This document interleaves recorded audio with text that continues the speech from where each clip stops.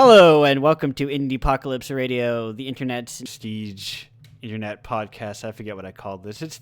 You know what it is. It's a radio show that has no particular bullshit to it or something. I don't know. I'm bad at coming up with my brand. Anyway, we've got a full show. We've got a stacked show, apparently. So I've been told. Stacked as in lots of good people. I thought about that idea of just, I don't know, like filling the show with people that people know and like chasing that beautiful radio show dream of just like, here's our names every week and let's bring them here. But I don't care about that. The goal here is to like always bring new names and new voices. It's a complicated thing. It's a balancing act. Speaking of voices, John Charles is here. Hello, John Charles. Hello, Andrew. It's wonderful to be here tonight. I look forward to anybody who's getting to meet me for the first time, and I hope I do not disappoint. I am meeting for the first time, and I'm not disappointed yet, but you are on watch. You may know John Charles. Oh, I almost had that. I always forget to do that. I'm trying to get better at that. My radio, you may know such and such. Anyway, I got to go open the question thing. I am all beside myself this week. It's all good. It's a groove. You gotta find the groove. You gotta get into the Indiepocalypse issue 13, by the way. The cover art you did. But you've done other things. I think if I'm correct, you may also know him from, why did you put it on? Some like you work at Nintendo Force, or Pusheen, or what is Scary Dark Pod? At least what I have on the header of my Twitter profile, I work for Pusheen. Yes, that Pusheen, the online internet cat. I'm web content manager there, which means I manage the web content, but I also do a lot of writing there. I help write things like some of the quizzes and copy across the different sites and stuff we have. So that's my day job. But I also recently have started a tenure with Nintendo Force magazine. It's a bi-monthly magazine. It's kind of like the fan spiritual successor to Nintendo Power magazine. You know, it came out a little bit after Nintendo Power shut down, and a lot of game magazines are starting to kind of shut down one by one and disappearing off of shelves. And these guys said, we love these kind of magazines. We don't want to see them die. We're going to do this for fun. We're going to open up a Patreon. Just subscribe if you want it, and let's see what we can do. And I do a comic for that. So if you subscribe to that, either digitally or physically, you can see my comics in there every 2 months. We just have a new issue that's setting out right now. It's all about Suda 51. We have a big interview with him, and I did a No More Heroes comic for that. I'm very proud of it. So go check that out. It's really good. And that third thing, Scary Dark Podcast. Oh, that's the Twitter handle. I do a podcast with my friend Barb. It's called Scary Podcast to Tell in the Dark. It's our kind of casual exploration of the horror genre. So it's us sitting down and talking about so far it's been pretty much entirely horror movies, but we hope to dive into some horror games and maybe comics at some point. So that's a fun little conversation. If you're looking for something a little different in your podcast feed. I likewise have a horror movie podcast with a friend, but I like it being a separate thing from this Indiepocalypse thing because it's like, I don't know, I like having separate spaces where I don't have to be selling everything, and I can talk with a friend and not have to like sell it. No, I feel you on that. And I didn't know you ran a horror podcast. We'll have to have a little bit of a crossover at some point. I'll have to have you on to talk about something. Bring your favorite movie.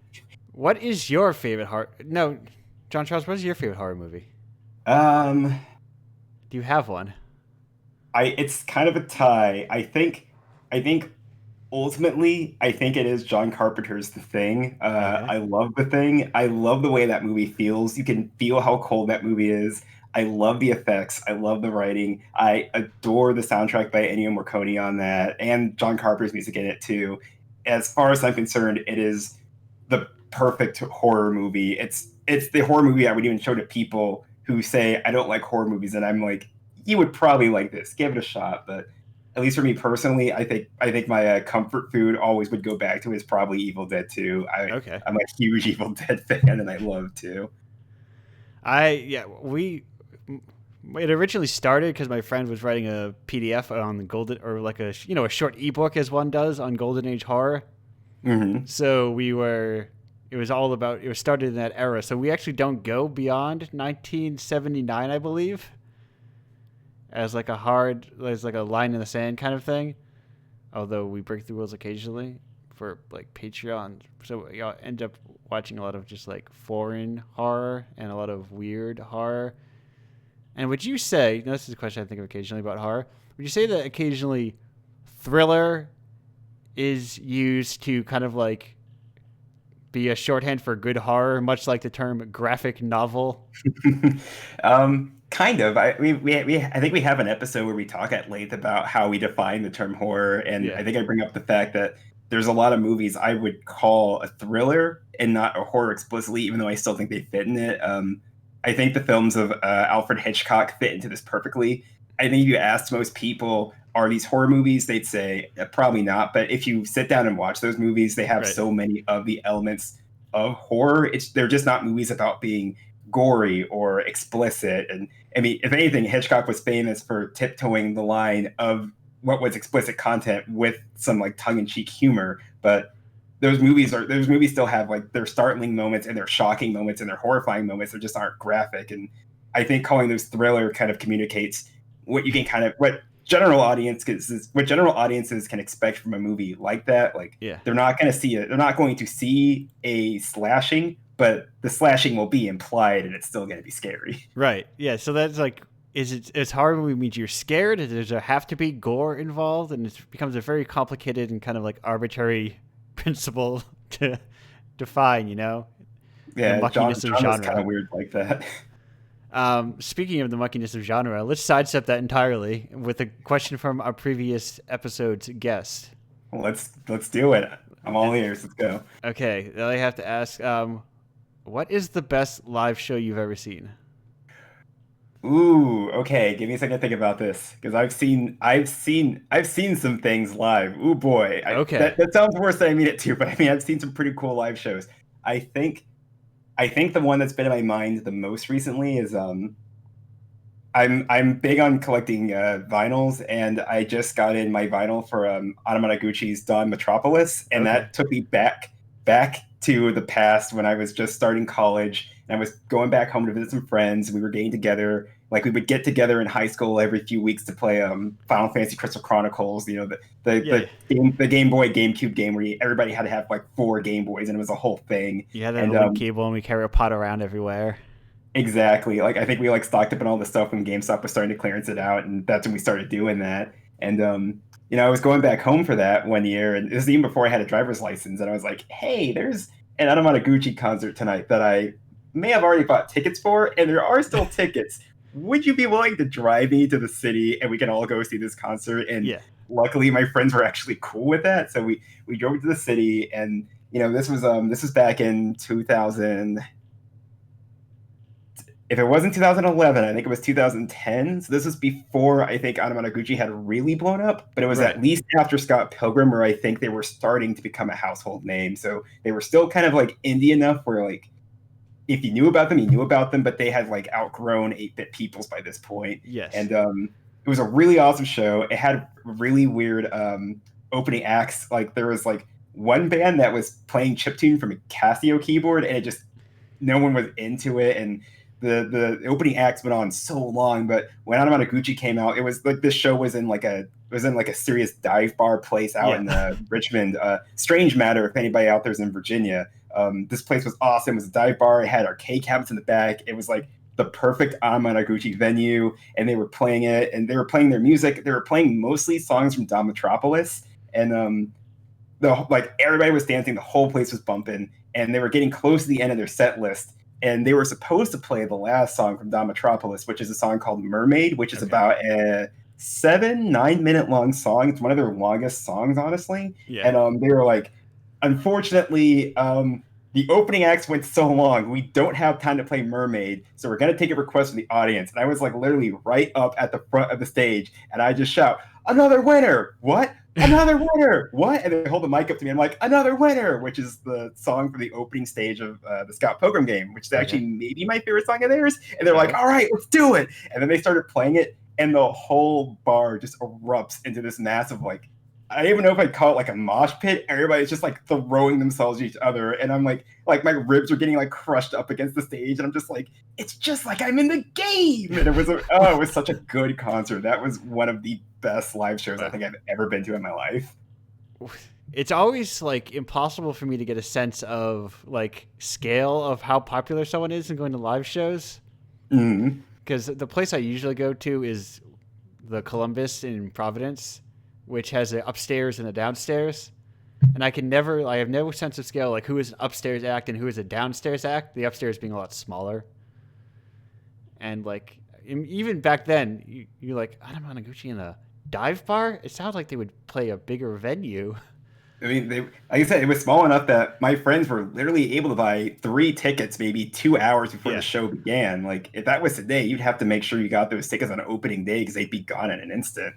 Right. No, I remember I saw Julian Baker in like Berkeley, like in a cafe. And like also it was in the middle of a horrible blizzard, like the worst blizzard, the last really bad blizzard we had. And everyone was like, it was a mess. I encountered 2 girls on our way there, and they were looking for it. We all got lost, and we were like slipping through the snow, and like our hair was frozen with ice by the time we got there. And the guy gave us bad directions. There's just something about the visceral details of going to concerts when you're young, you know, like when you're an adult, it's just like, oh man, I got it at work. I'm setting aside 2 hours to go to this concert. Let's go get dinner. We're done at the concert. Let's get home and we'll be in bed by 11. But like a kid, it's like you're stumbling through the city and it's like, oh, we just got some like shitty pizza from some place that was around the block. I don't know. We need something to eat. Something we can get for like $7 each. Like I miss that kind of just that raw, dirty texture of just getting to go to shows as a kid or a young adult. Like that was such a good visceral feeling that just makes for the best memories. Right before that, I was on something that I'm still unclear whether it is intended to be a date or not. And I was like, well, no, I'm sure I'll hang out on this day, but I also have this concert to go to after this, and I never saw that person much ever. Do you feel like you remember the date, the quote unquote date more? No, or like not at all. Not at all. It was someone who was like, whatever. They messaged me too much online. Yeah. Anyway, the point is, it was a weird and wild night. Also, I was not very young. Do you remember the last live show you went to? Yes, the last live show I would have gone to in the before times.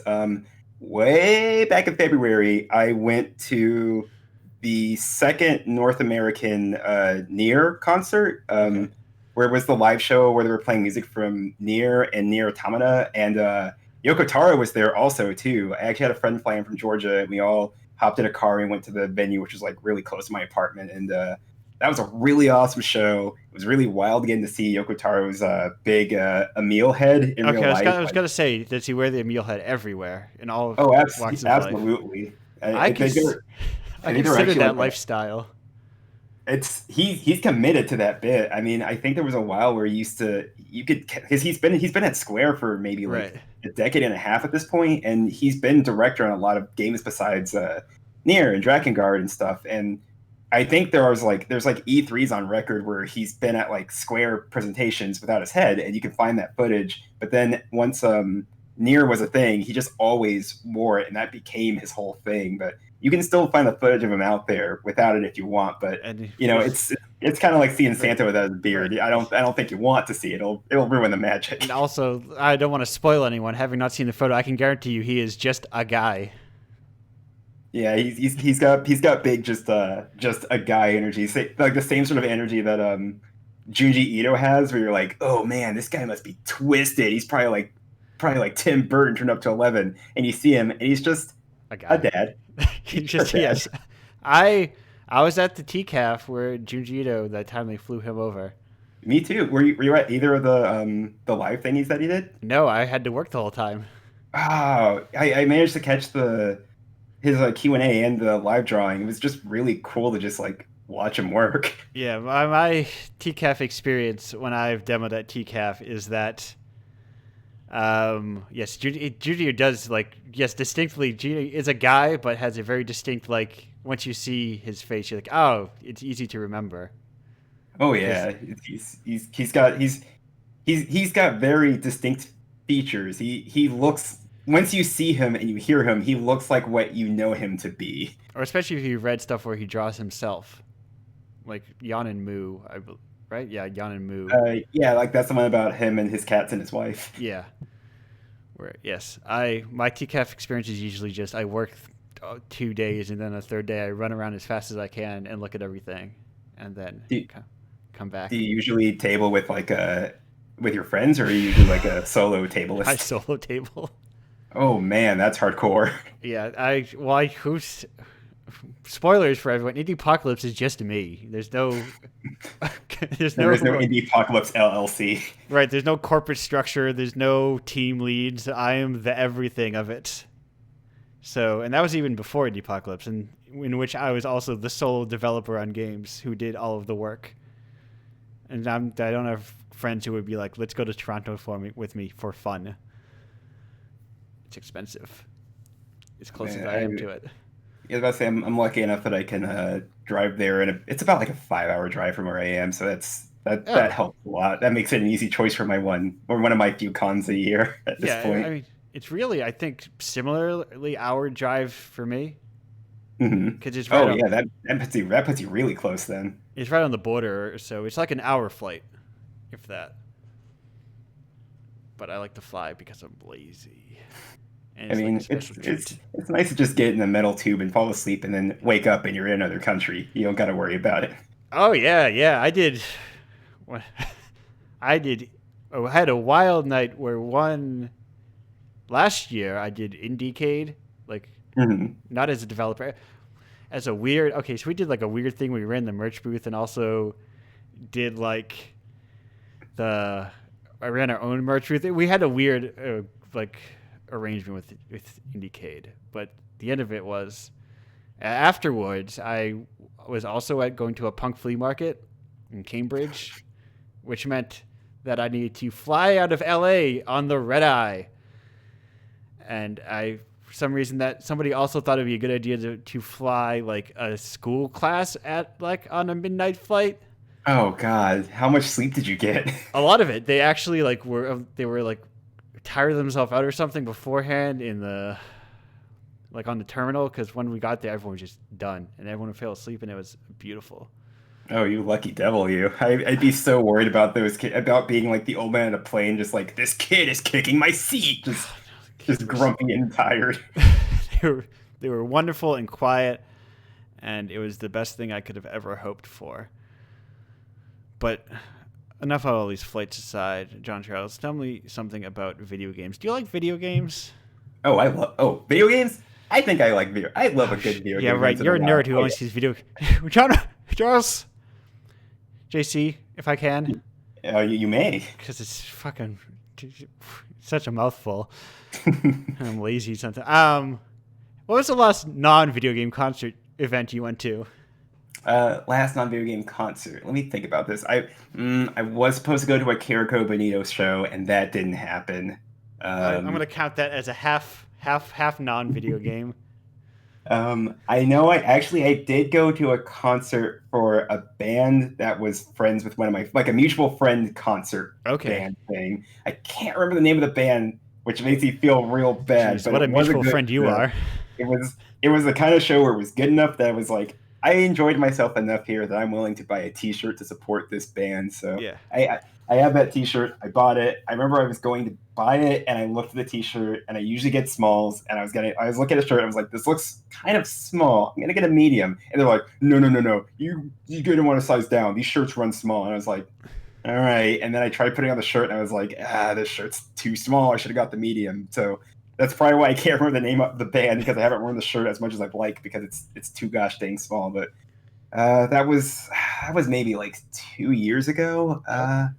I feel like I don't go to as many concerts as I used to, outside of ending up at a thing like a Magfest or SmashCon, where there might just be a band playing there or a DJ or something. I really should go to more stuff though. I'm out here in Chicago, and there's always a show or a club or a venue, something popping off. So that's something I definitely want to get back into once it's safe enough to do so, when the ball starts rolling on that again. Yeah, when I discovered that theater, I was like, wow, this is It's a sit-down theater. It's like an old historic theater that they used to do plays and stuff in. It's a nice venue. And it's like worked for me. I don't want to stand up and hang around all night, but also a lot of the music I see is not let's get all rowdy music. Yeah, I don't know if I could. I don't know if I could still do those kind of shows anymore because I just think back to like that Anamanaguchi show was so cool, but it still was a lot of standing around for 2.5 hours listening to opening acts, and I don't think I was like old enough to drink yet, so I couldn't even just stand around and enjoy a beer. It really was just like I just gotta wait for 2.5 hours for this band I came here to see to play, and I'll get home at 2 a.m. instead. And, Perfect. oh man, that's like I said, that was a time. That was a very visceral time to be going to shows. Well, when things open back up, I do not know your personal music taste, but I would encourage you and really anyone to, if you get a chance, if they do shows, go see a Godspeed You Black Emperor show. Mm-hmm. They're amazing. It's like this audio visual thing. They're also like not like 30-minute post rock songs or whatever. I mean, I'm into that kind of thing. Let's go. Yeah. It sounds good. If you what's the other famous post rock band that I forget the name of?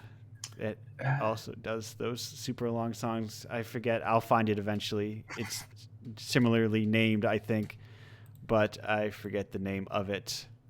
Someone. Okay, I was hoping I would keep talking. I would find it eventually, and I didn't. So video games. Yeah. We got sidetracked for a moment. Video games. What video games are you playing right now? Right now? Let's see. Well, I did just finish Ghost of Tsushima. I really enjoyed my time with that. That was a good open world game. I was playing a lot of Skullgirls this morning because they just put out a new character in for the beta for that. And just for anyone listening who's half updated on the story of that without going into too many depressing details, no, the guy who you hope isn't working on that game isn't currently working on that. And yes, the people you hope are working on that game are working on it again. So I don't feel bad about giving them money for the new season pass because it's like, I love this game. You guys do great work. You've made a lot of really awesome choices regarding your employees after all the stuff this summer. I will pay money to support this. And the new character is a lot of fun. She's great.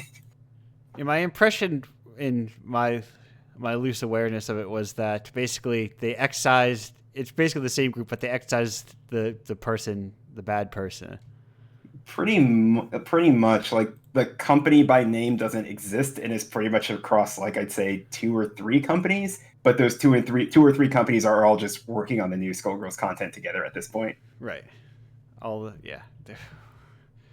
Welcome to video games, and I guess all power structures where the people at the top always end up being super shitty, as it turns out. How does that happen? I mean, it can happen just in any sort of like group structure where if somebody at the top is powerful enough and the culture is there in any capacity to make people afraid to speak up, people won't speak up. Like that's how that happens. Like it's hard to make a space where people do feel comfortable speaking out or up because a lot of times you're putting your literal livelihood on the line, or perhaps making a comfortable workplace a very uncomfortable place to work. So it's scary, and it sounds like that's a lot of what was going on there. I can't speak for anybody because I'm not there. I don't have any close friends who can vouch for that experience there. But I've been in previous jobs before where I've seen that sort of thing happen. Where there's good reason not to speak up, and this sucks that everybody just has to kind of sit with it when they'd rather do something about it.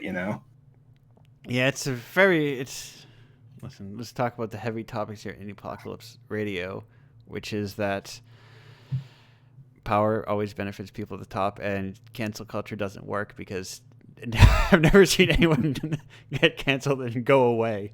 If anything, they come back stronger and with more money. So, yeah, I wouldn't be surprised to maybe see turn up somewhere else doing something else, and he'll have his supporters and he'll have his people who maybe he'll be running the next Harry Potter game or something. He's going to take over as creative director. Yeah, I feel bad for those guys. Like I already feel a lot of empathy for a lot of treble development because like so many games that I love end up being games where something happens that the game is just destined to fail, and I don't have any personal interest in this Harry Potter game. I'm good stepping away from Harry Potter. The game on paper honestly just sounds like Destiny with wizards. I think people who are hanging on to that game are going to be kind of surprised when they get it, and it's going to just be a games as service game about being a wizard. Right. That really is what it looks like it's going to be. I do love to have my analog stick become a mouse cursor in menu screens. Oh, there's going to be so many mouse cursors in that game. Are you kidding me? Like, it looks like exactly like the kind of game that's going to have those. But I'm continually surprised by seeing a game and it just like has Destiny menus, and it's so bizarre. I mean, I guess it's kind of, I guess it may be easier to kind of just keep the mouse controls and mouse and map them to an analog stick than maybe to program in the menu, which I can respect, but it's a weird artifact of modern gaming. Right. Like I said, though, I do just kind of feel bad for those devs because, there's a lot of people on that team that they care a lot about that game. They're doing their hardest work. This is what they've been like, we saw this game for the first time this past year. They've been working on that game for like 3 to 5 years now. Like, that game didn't just pop up yesterday. No, yeah. And all the stuff with like J.K. Rowling and like the director guy who left and just Harry Potter as a brand and like WB as a company, just anything people could have to feel just turned off from that game. I just feel so bad for the people who are just coming in, working 9 to 5, right, hopefully, and putting in good work that they're really proud of. And all this stuff is happening out of their control. That's just setting their game up to just be way more scrutinized than it probably would have been had nothing go wrong. And I feel for that. Yeah, it's like, I'm a 3D artist. I make boxes and statues and gargoyles for a living. But it's an overworked French living. Really jazzed about 3D modeling gargoyles. Like, they were like, they got the job. They called their mom. It's like, Mom, I'm making gargoyles for a game, but not just any game. Like, I finally got a job at a major company. It's stable. Yeah, who knows? Like, sometimes when you get hired, like what the game is going to be. Your unnamed magical MMO project, Oh yeah, I mean, I'm sure that's probably what it said on the application. It's like, oh, we're working with a major franchise or a major license, and right. I mean, I didn't find out about that till a little bit later on in the whole process. And at some point, you're like, well, I gotta eat, I guess, and pay money still. As the Wu-Tang Clan once said, money. Things are actually ruled by money, Yeah, it's a funny thing about our society. That cash continues to rule everything around us. And there's nothing to be done about it for now, except, I don't know, hope that, it's get rich and then actually give out the money. It's complicated. Tax people to death. That's what you really need to do. It's just tax people into oblivion until there's no such thing as a billionaire, and maybe we can have 1 millionaire as a treat. But as a treat, if we're good, you get to be this year's millionaire. But let's be real, people. Nobody needs $1 million. We've gotten so far off the rails at this point, and listen, I'm not. I could pivot this into be a political podcast that beautifully caters to someone's political beliefs and get tons of money on Patreon as I slowly coo and massage you and tell you what you want to hear. But I don't want to do that. I don't have patience for it. I can't maintain that. My beliefs are simple. People need to give money out to other people, and it's all shitty. Yeah, be good to one another. Be excellent to each other. Right? Yeah.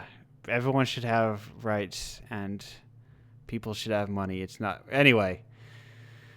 That's my harsh political screed. Is that all those things you imagine? I'm welcome, and I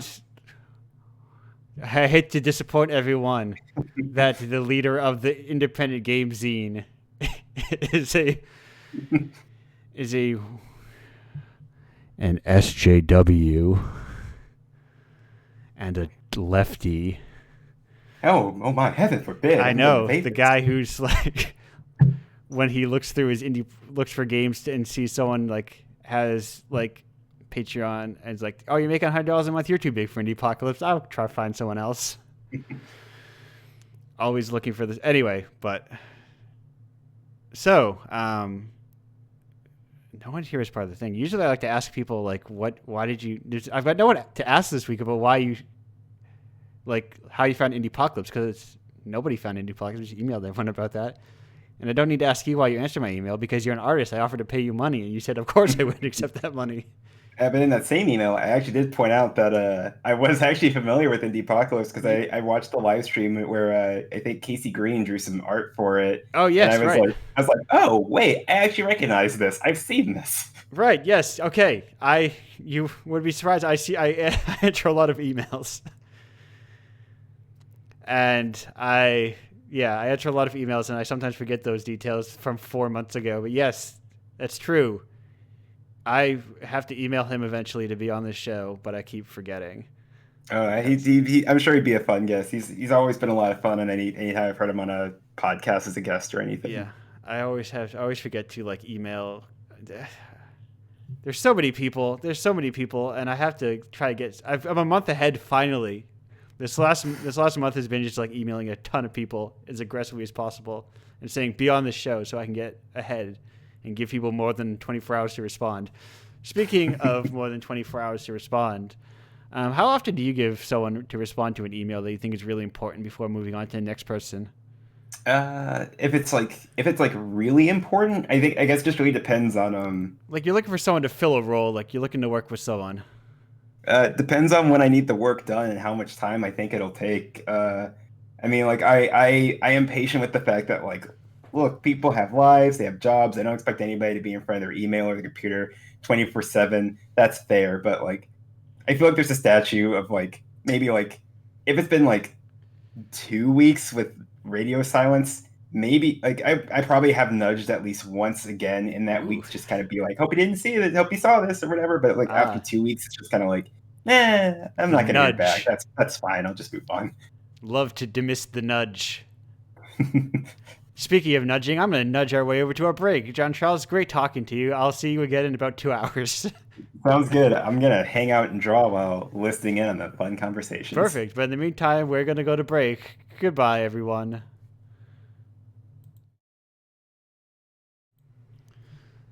Hello and welcome back to Indiepocalypse Radio. That was Melted Ice Cream. If you're looking it up, look for the Mexican surf rock pop band, not the record label out of Australia. I got very into like summertime vibes. Like I forget the name of this. This is a Korean band I just listened to. That was like very, very Best Coast, and I got into that sort of like surf dream pop music. But anyway, enough of that aside. We are here with our next guest, Mel Santani, who you may know from.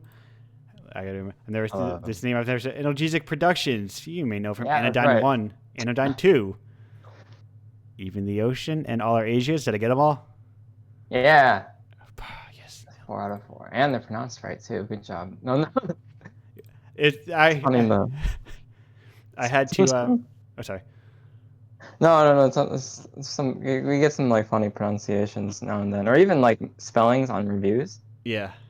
No, I may or may not have gone to Twitter real quickly because it's one of those words like this is a series of letters. I don't need to actually know what it says because my brain recognizes it. But I'm like, well, what is this word actually? And what is it that I have to say? If I have to say it out loud, how would it sound? But anyway, welcome to the show. How you doing? How about you? Just got up a few hours ago. Oh, perfect. No, I presume it is morning where you are. Yeah. For any listeners, I live in Japan, so it is 9:40 a.m. Oh, I have one of our previous guests, Marina, was from the Philippines. So she came in at like 7 o'clock, and she's like, I'm used to Eastern Standard Time because that's when everyone works on. Yeah. Oh, yeah. Marina, who's also here and muted, we sync up across time zones, so I have a good sense of. Most friends are kind of in the U.S. Yes, and that works. It's like once you start to get into Europe, that's where it gets tricky. Yeah.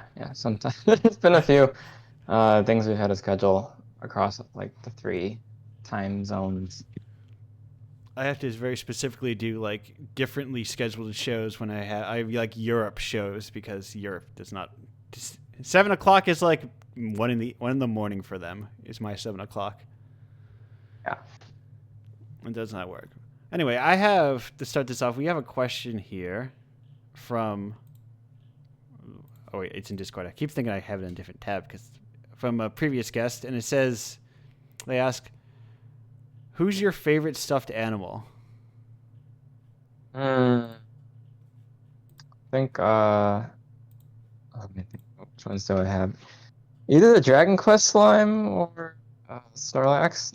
Okay. From, geez, if I had a picture of this, it's not like a big Snorlax. I have this like tiny one on my desk. Okay. Not like a beanbag Snorlax. No, no, I can't, fit that. But I like the small guy because you can pick him up and throw him. Okay. Not like in anger, just No, right. you can like toss him during like a meeting or like squeeze. Right. Squeeze him. Or when you're thinking and you just need something to do with your hands. Yeah, basically. Or just look at it at the end of my desk. We also have a few dittos, but those sometimes look kind of funny. So ones that are very like that lend themselves to being permeable shapes and being squished. Yeah, and then they kind of look kind of weird. Like my sister used to have a pig. It's like this Taiwanese mascot pig or something. But then the legs got pushed in, so it's kind of like it had these leg holes. That was disturbing. like the beans had kind of deteriorated in the inside. Yeah, the beans like fell out of the legs, so they just became these like little like flappy stubs. Oh, okay. Because I feel like I have memories of my childhood of stuffed animals and kinds of things like somehow getting more space inside them, but I don't remember beans coming out. Oh yeah, like this they just deform.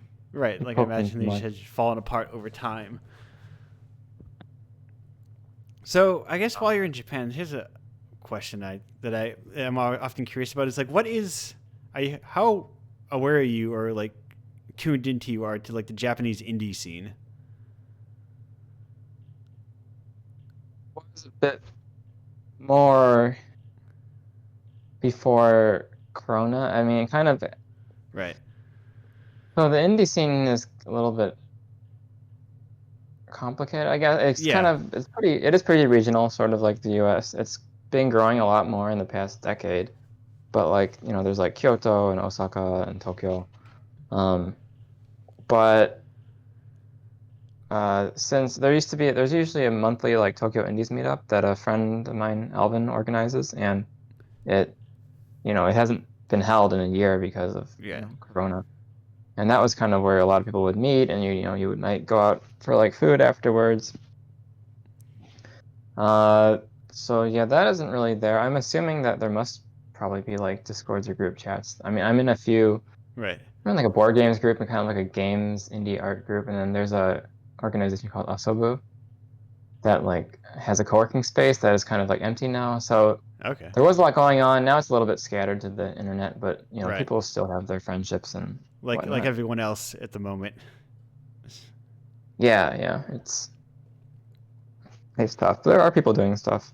Okay, because it's something I've like dipped my toe in a little bit. Like I found one for like issue 6. I'm like, because there's also like the obvious language barrier of let's meet halfway with like do I feel like they understand English enough to email them in English, and my Japanese is not good enough to email them in Japanese.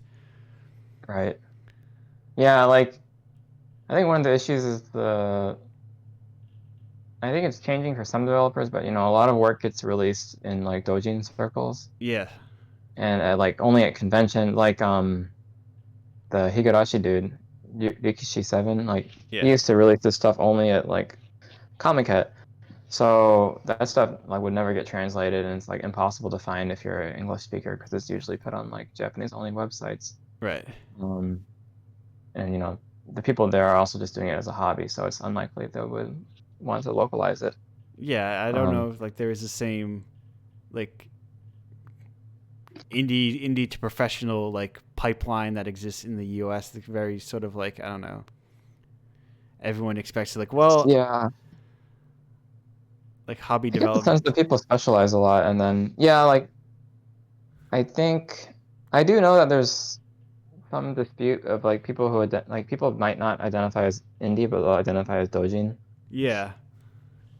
And then I do know that there's like a very like I don't know about indie to AAA, but you know there are schools that will be like, okay, you're gonna learn how to be a technical artist or whatever, and just do visual effects. Yeah.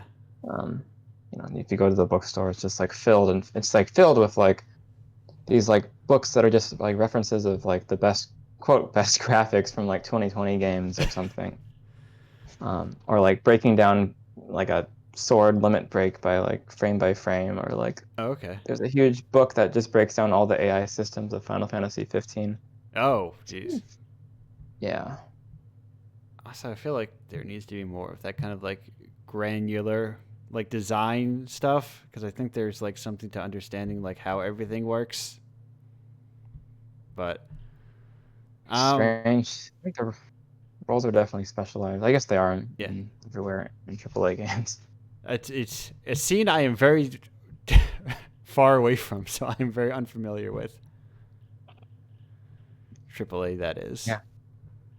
Oh yeah, I don't know much about it either. So here's the important question I got to ask. I guess I can't ask this question, which is, how did you hear about Indiepocalypse, and how can I get more people to hear about it? I think it probably would have been just like retweeted onto my timeline by someone who participated in it, because I follow a lot of like solo devs and like freeware devs. Yeah. Because I remember like maybe you retweeted, but it was like when I think it was at the end of like your blog about it. I think it was the Alive Games, Dead Games blog, where you just yeah, that one. You just kind of offhandedly mentioned him, like that's weird. Maybe you should yeah, I see everything. No, there's a lot of stuff I just like secretly follow. Right. And I was like, maybe he's referring to a different Indiepocalypse. It must be a different one, because I've been doing this for a year and nobody pays attention to it. The Indiepocalypse food delivery startup. Right. Yeah. There's another blog that I'm unaware of, but that's actually like part of the reason why you have you on the show, besides wanting to have a lot of people on the show, is that I have referenced Alive Games, Dead Games like a bunch of times, like every third show, because it's something I think about a lot, and that was someone you put into words that, like, oh yes, someone else. I tend to think of it as like, I don't have a word for what you would call live games, but I think of Dead Games as software as opposed to games. Yeah, I reading some of the responses to the post, I kind of think I maybe should have come up with a less like spicy sounding term, but I think I generally agree with. I don't know. I think the games industry needs a little more spice every now and then, and like people are allowed to criticize other creators in the space. Yeah, like the way I look at it is like, well, like maybe you're hurting someone's feelings in AAA doing it, but it's also like, it's not like there's a lot of wide respect for the stuff we're working on. I mean, there is obviously in our community, but I mean, like, as far as things go, it's like, you know, I can criticize whatever I want. It's fine. Yeah. As long as it's not like a person. Right.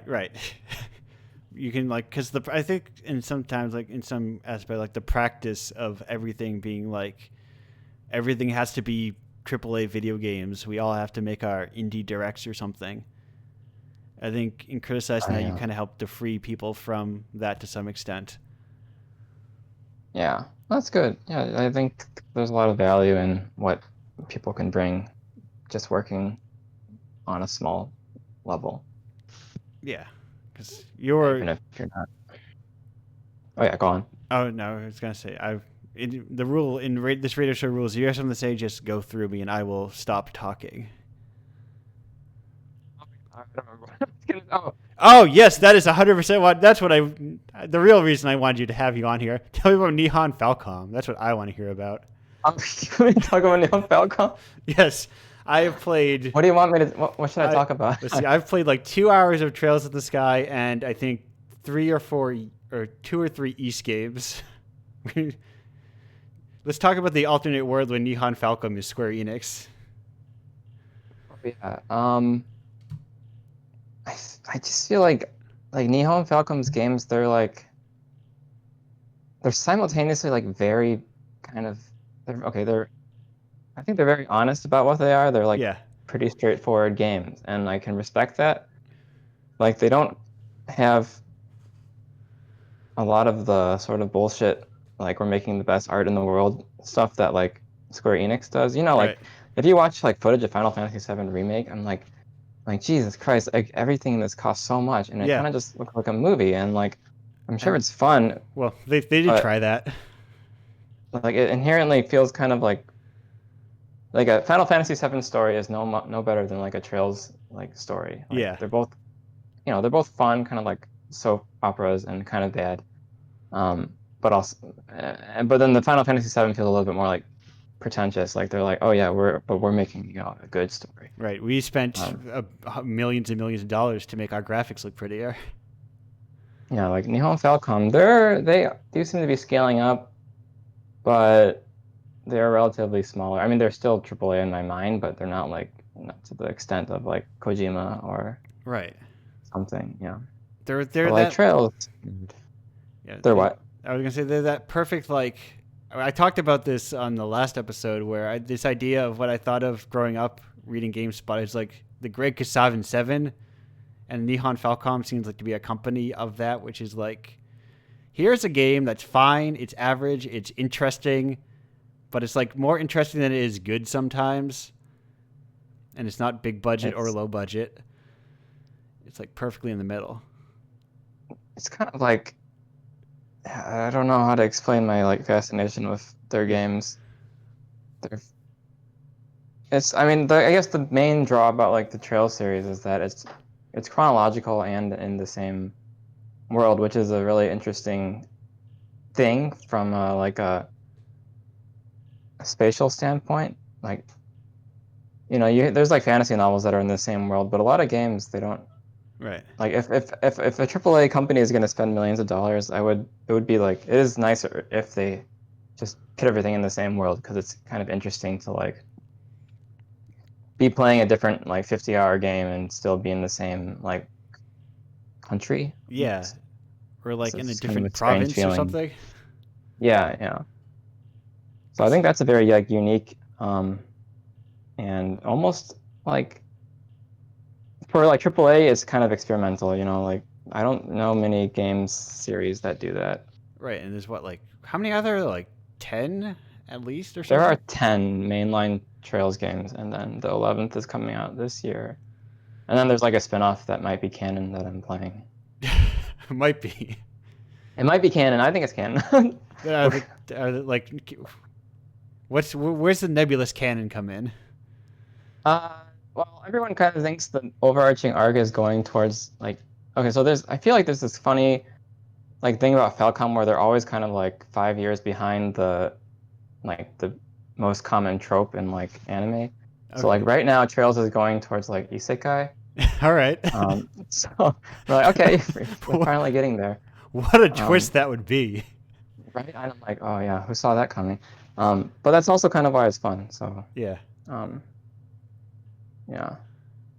Wow. It's like fun to follow. I don't know. Otherwise, it's like, I don't know. I don't play a lot of AAA games. No, I mean, I barely play video games, so I understand that mentality. Video games take a long time to play, as I'm sure you know, playing Trails games. Yes, I didn't even like finish Cold Steel 1 and 2. I just watched the cutscenes on YouTube. Ah, it's perfect. Yeah. I played the most recent sort of like long games I played through was Dragon Quest, and I don't know how I could do it without the fast forward button on my emulator.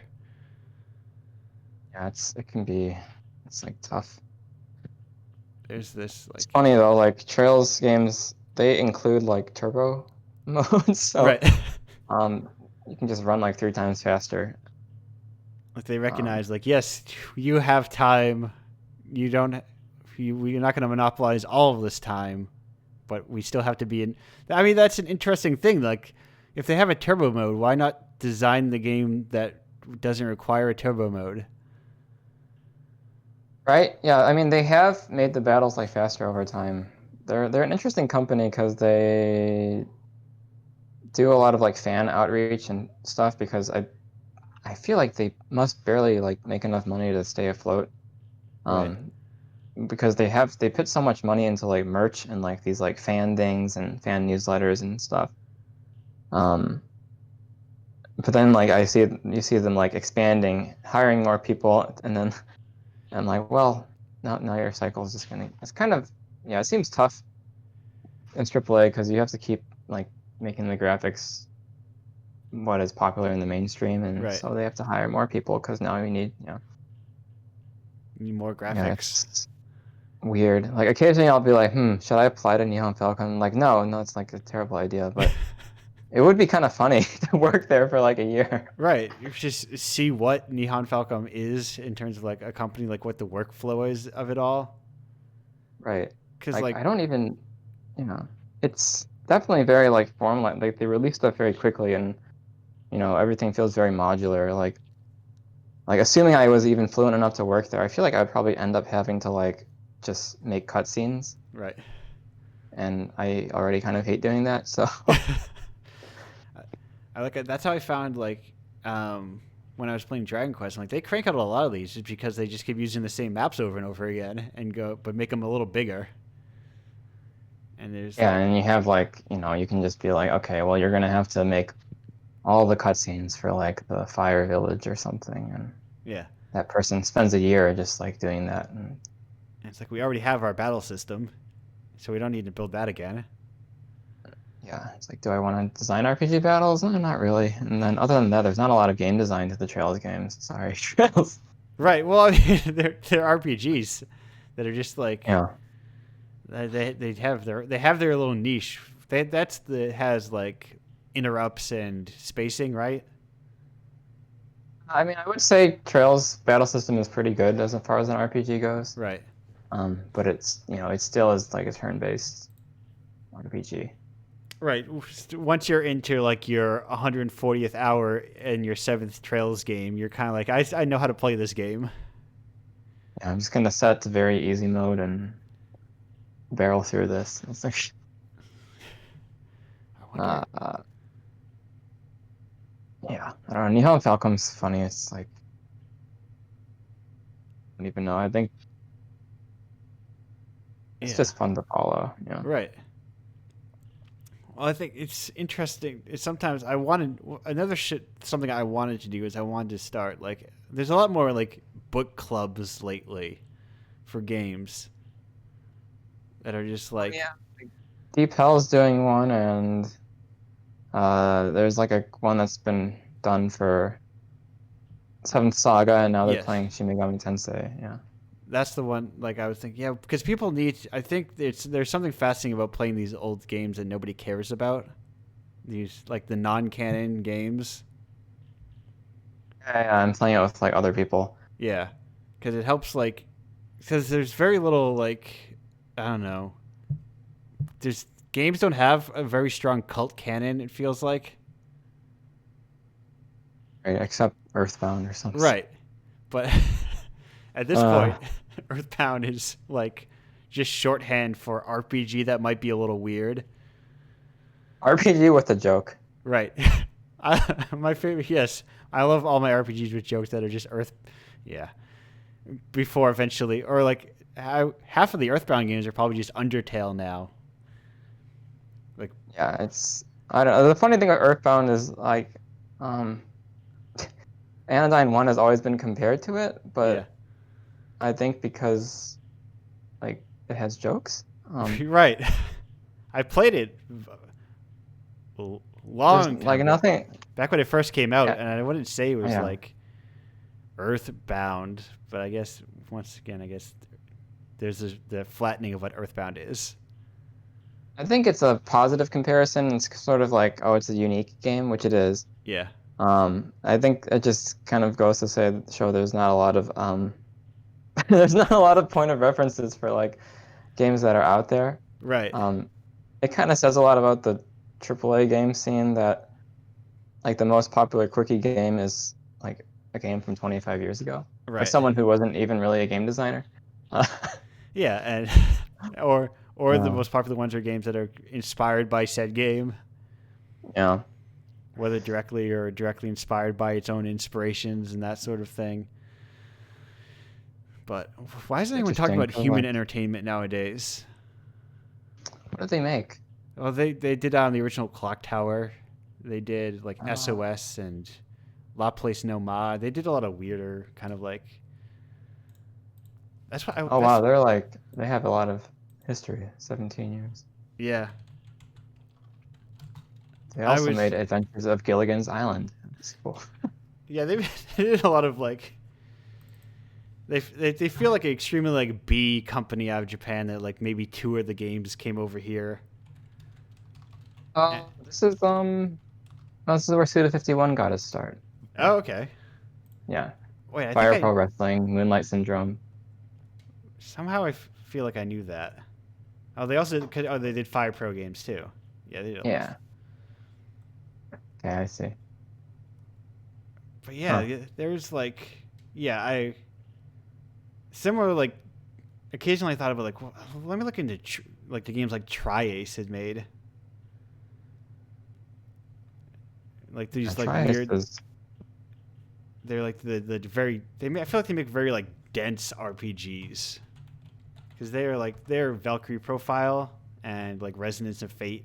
I think they also did Star Ocean. I think so. I read Star Ocean. For a while. Yeah, okay. I played Resonance of Fate. That was a interesting game. Yeah, I liked it. I remember like when I first tried it, I was like, "This is a lot going on. I don't have time for this right now." I have to like set these people on paths and. Yeah, it is quite slow. I do think that the nice thing about if you're listening, you haven't played Resonance of Fate. Basically you have to like you have to make people run across the field in lines and like jump and do like front flips to like shoot guns. It has like a stagger system like Final Fantasy 13. But I kind of feel like that's what AAA JRPGs should be. Like they should be these like totally like absurd like theatrical battle systems that don't make a lot of sense and maybe they're easy to break, but it's like otherwise what you're just gonna do like turn-based. It's like turn-based can be really cool, but usually only in a limited like very kind of indie design context, because otherwise you're just doing the same thing 100 times. Right. You haven't changed since Dragon Quest, or let's not forget the endless innovation of the active time battle. You just got better at hiding the bar.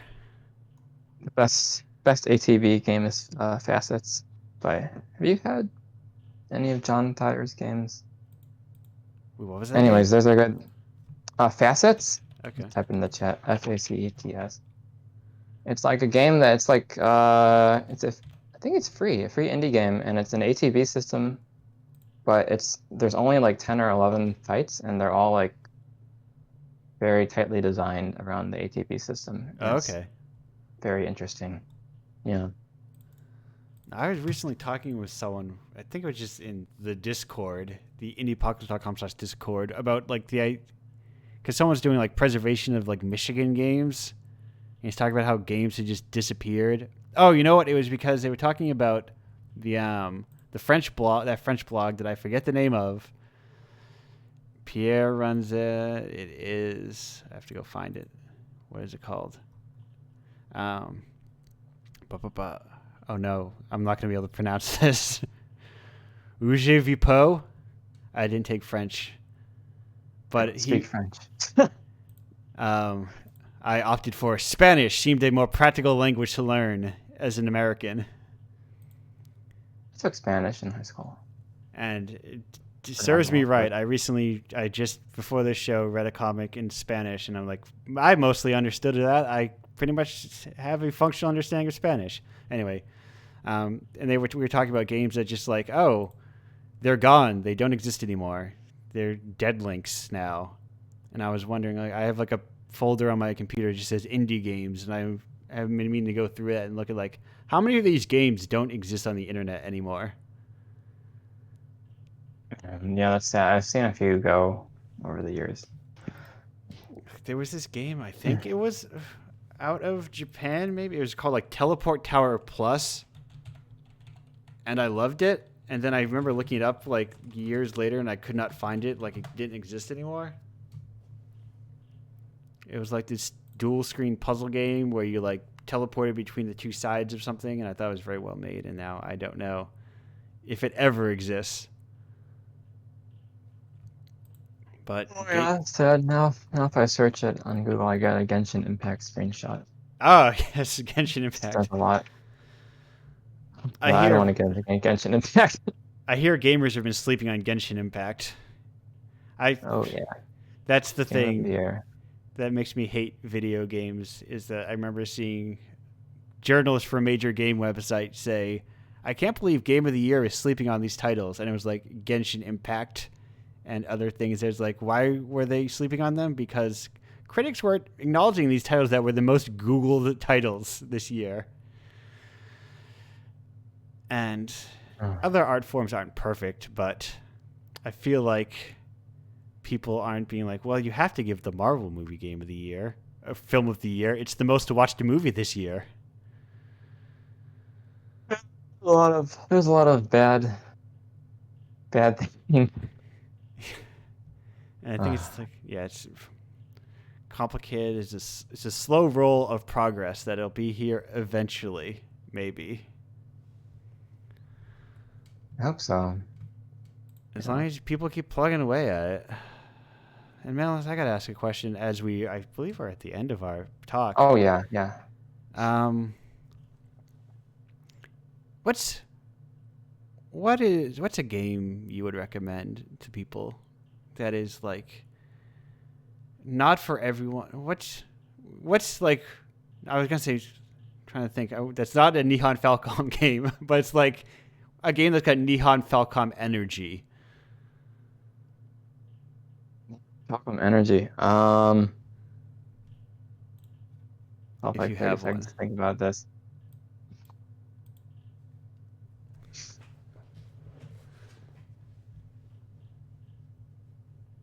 It would be something similar to Aces Combat.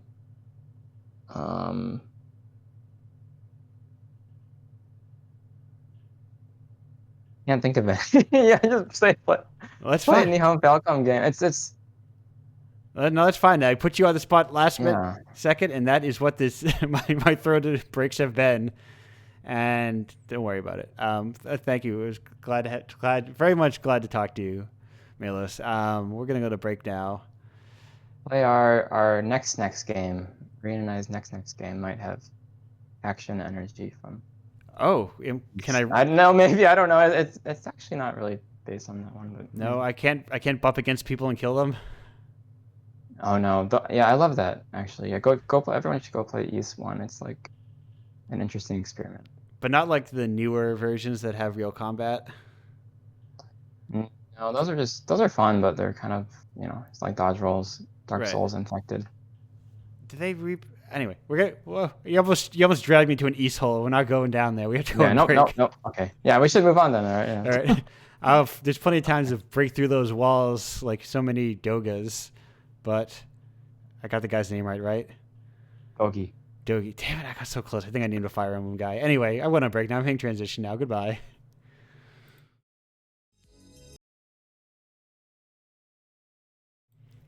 Hello and welcome back to Indiepocalypse Radio. That was Stereo Component. I got that. I think I talked about this last week. There's a defunct label called like Fortune 500. Has a lot of dash wave genre music, if you will. Casino wave, vaporwave, whatever wave, sailor wave. And I think it went under, and all their stuff is just on like Google links now on their Bandcamp page, which is very weird. But we are here with our next guest, Evan Dom, who you may know from, I guess, comics for a long time. We're Vatu right now, Rice Boy in the past. Or if you're a real Twitch head, you may know his show that airs tomorrow night, the Ambiguity Program. Welcome, Evan. Thank you. Hello. Good evening. How you doing? Pretty good. I'm really just drawing all day, every day, and kind kind of losing my mind a little lately. I'm coming up on a deadline. Okay, yes. That seems like it can be rough considering also deadlines do not go away just because the world is shut down. In fact, it just means you have nothing else to do except sit around and make work to meet deadlines. Yeah. It's really kind of inhibited my capacity to cope with the world shutting down, like I keep forgetting that it's happening, and almost a year now. Jesus. Over a year, I think, depending I on guess so. Depending on when you lock down. My personal calendar is around when I heard that the Emerald City Comic Con 2020 was canceled, like within a week of it being scheduled to happen. Like, it's crazy that they didn't cancel it earlier. And that was, I guess, around now. Yeah. Yeah, because I remember seeing people on Twitter recently, because the last event I did was PAX East, and everyone was like, GDC's canceled. That's weird. I wonder what's going to get canceled. And then everyone's like, I guess wash your hands now.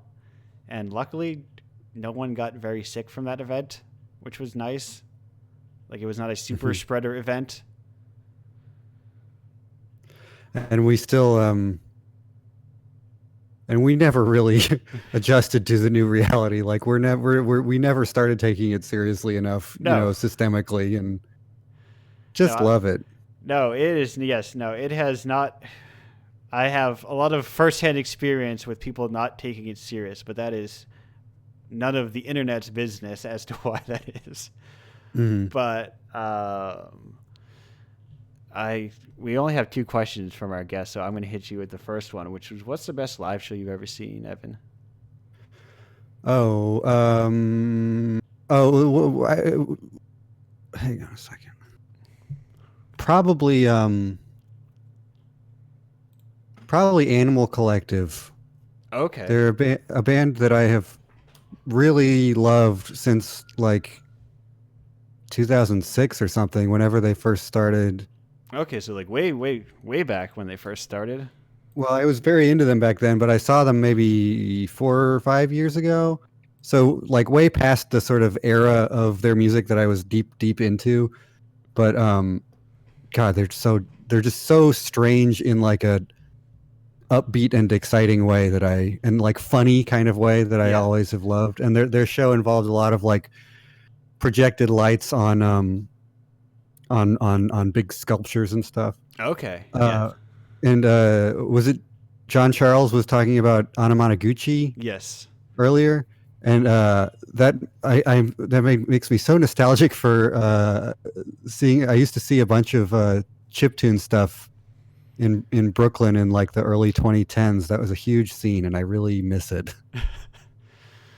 Well, everyone's like got that anxious energy, so hopefully, 2023, when we're all vaccinated and there's not a double coronavirus or something, everyone will be like so pent up and ready to go out there and like do a million shows. Yeah. And venues will be like, I'm so glad to have you. Yeah. And I've been like accumulating new hobbies and abilities, so I assume other people have been too. And yeah. There'll be something to emerge out of all this. Right. I've spent a year publishing a zine. Hell yeah. It's a long I don't know what I would. It's become so ingrained in my life that I'm like, I don't know what I would do if I was not doing it. I've really gotten pretty dependent on doing this streaming thing. Yeah. I don't interact with many people verbally lately. Yes. And I've been wanting to do some like live event curated cartoon thing for years and years and years, and it made sense to do it on Twitch, and I've been like figuring out this whole system and developing like a way to do it, and it's become a cool little thing, and a lot of people are very into it, and I feel kind of like some kind of evangelist. Yeah, like it's good for me to learn these different types of visual literacy too, Right. Yeah, it was your show and Trash Night and Brave New Faves plus like a tiny bit of spite for video game shows that I thought were very lame and uncool is why I started this show. Oh, cool. Because what is Brave New Faves? Brave New Faves is a show that airs after this. I usually too late night for me sometimes because I think she's based out of Vancouver. It's Kathleen DeVere of also very old internet, Loading Ready Run. She does like a pirate radio show every Saturday night. Oh, cool. That's just, hey, let's listen to new indie music or something. And Trash Night is like a bad movie night. That the Brattle, that used to show in the Brattle in Boston, but then COVID, so they just started doing it online. Yeah. Man, there's this place in Brooklyn, probably my single favorite establishment, called Spectacle Theater, that would play just like, like 3 movies every night, never ever a single thing I'd ever heard of in my life. Just the most profoundly strange independent shit. Okay. Just tiny little theater. It was all run by volunteers so they could afford to keep existing in Williamsburg way past when anything at all marginal or weird could afford to live in Williamsburg, Right. But God, I fucking miss that so much. Bring a beer and watch a weird old movie you've never heard of. That also, but somehow stars actors everyone has always heard of somehow. Often, yeah. It's they're all over the place, but they've been streaming stuff too. That's kind of what made me want to start doing a ambiguity program, because streaming video exists. Right. Yeah, and turns out the Twitch cops aren't going to come and shut you down, so go crazy with it. So far so good. Right. I make sure I turn off my archives because I just know I play mostly like independent music, so I assume I want to get DMCA'd, but you never know who gets DMCA happy, Yeah. I wonder when I'm going to run into that wall. I don't know. I upload stuff to YouTube and it gets like automatically muted or whatever. Or like flash demonetized or something like in a second. But I have not been deplatformed. You have not been canceled yet? Canceled by the YouTube algorithm. Yeah, I guess it really like depends on who is going to who is catching that kind of stuff, because I'm sure like Warner Brothers will have a thing to say or two, but like who's coming after old Eastern Bloc car commercials? Yeah, none of that stuff is enforced or seems like owned by anybody at all. Yeah. Really. And basically as far as I can tell, every single thing that I've ever found made in the USSR or Eastern Bloc countries in the like ephemeral cartoon world is basically just free online on a Russian streaming site. Right. Not reliably reproduced in any kind of high quality on DVD or whatever. Just nobody gives a shit about it. It's like a lost parallel universe. Yeah. Well, because like I love it. Now, how is the process of finding something on a Russian? Do they use enough English, or do you have to like copy paste Cyrillic and figure it out?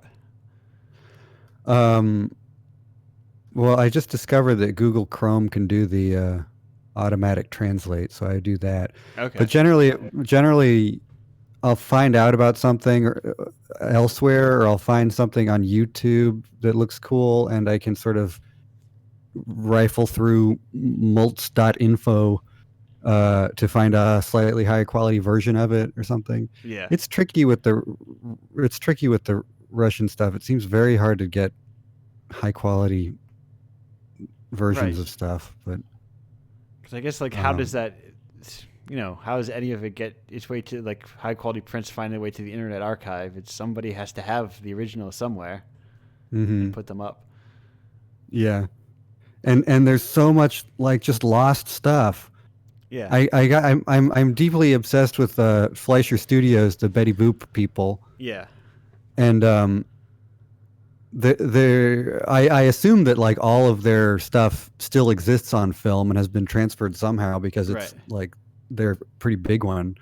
And there's this great Betty Boop Blu-ray that has like just incredibly beautiful transfers of a bunch of them. But then there are some that are just nowhere. You can find like really shitty old uploads on YouTube, but I can't find any way to find a better version of them. You know, it's crazy. The running the show is like kind of made me think about time and like history differently. Right. Like 100 years, like, well, I guess that's 90 years is a more abstract idea.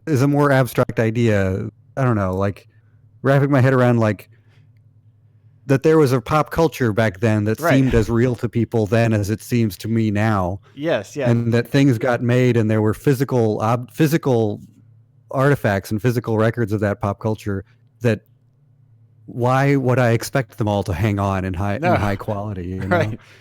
It's crazy to wrap your head around.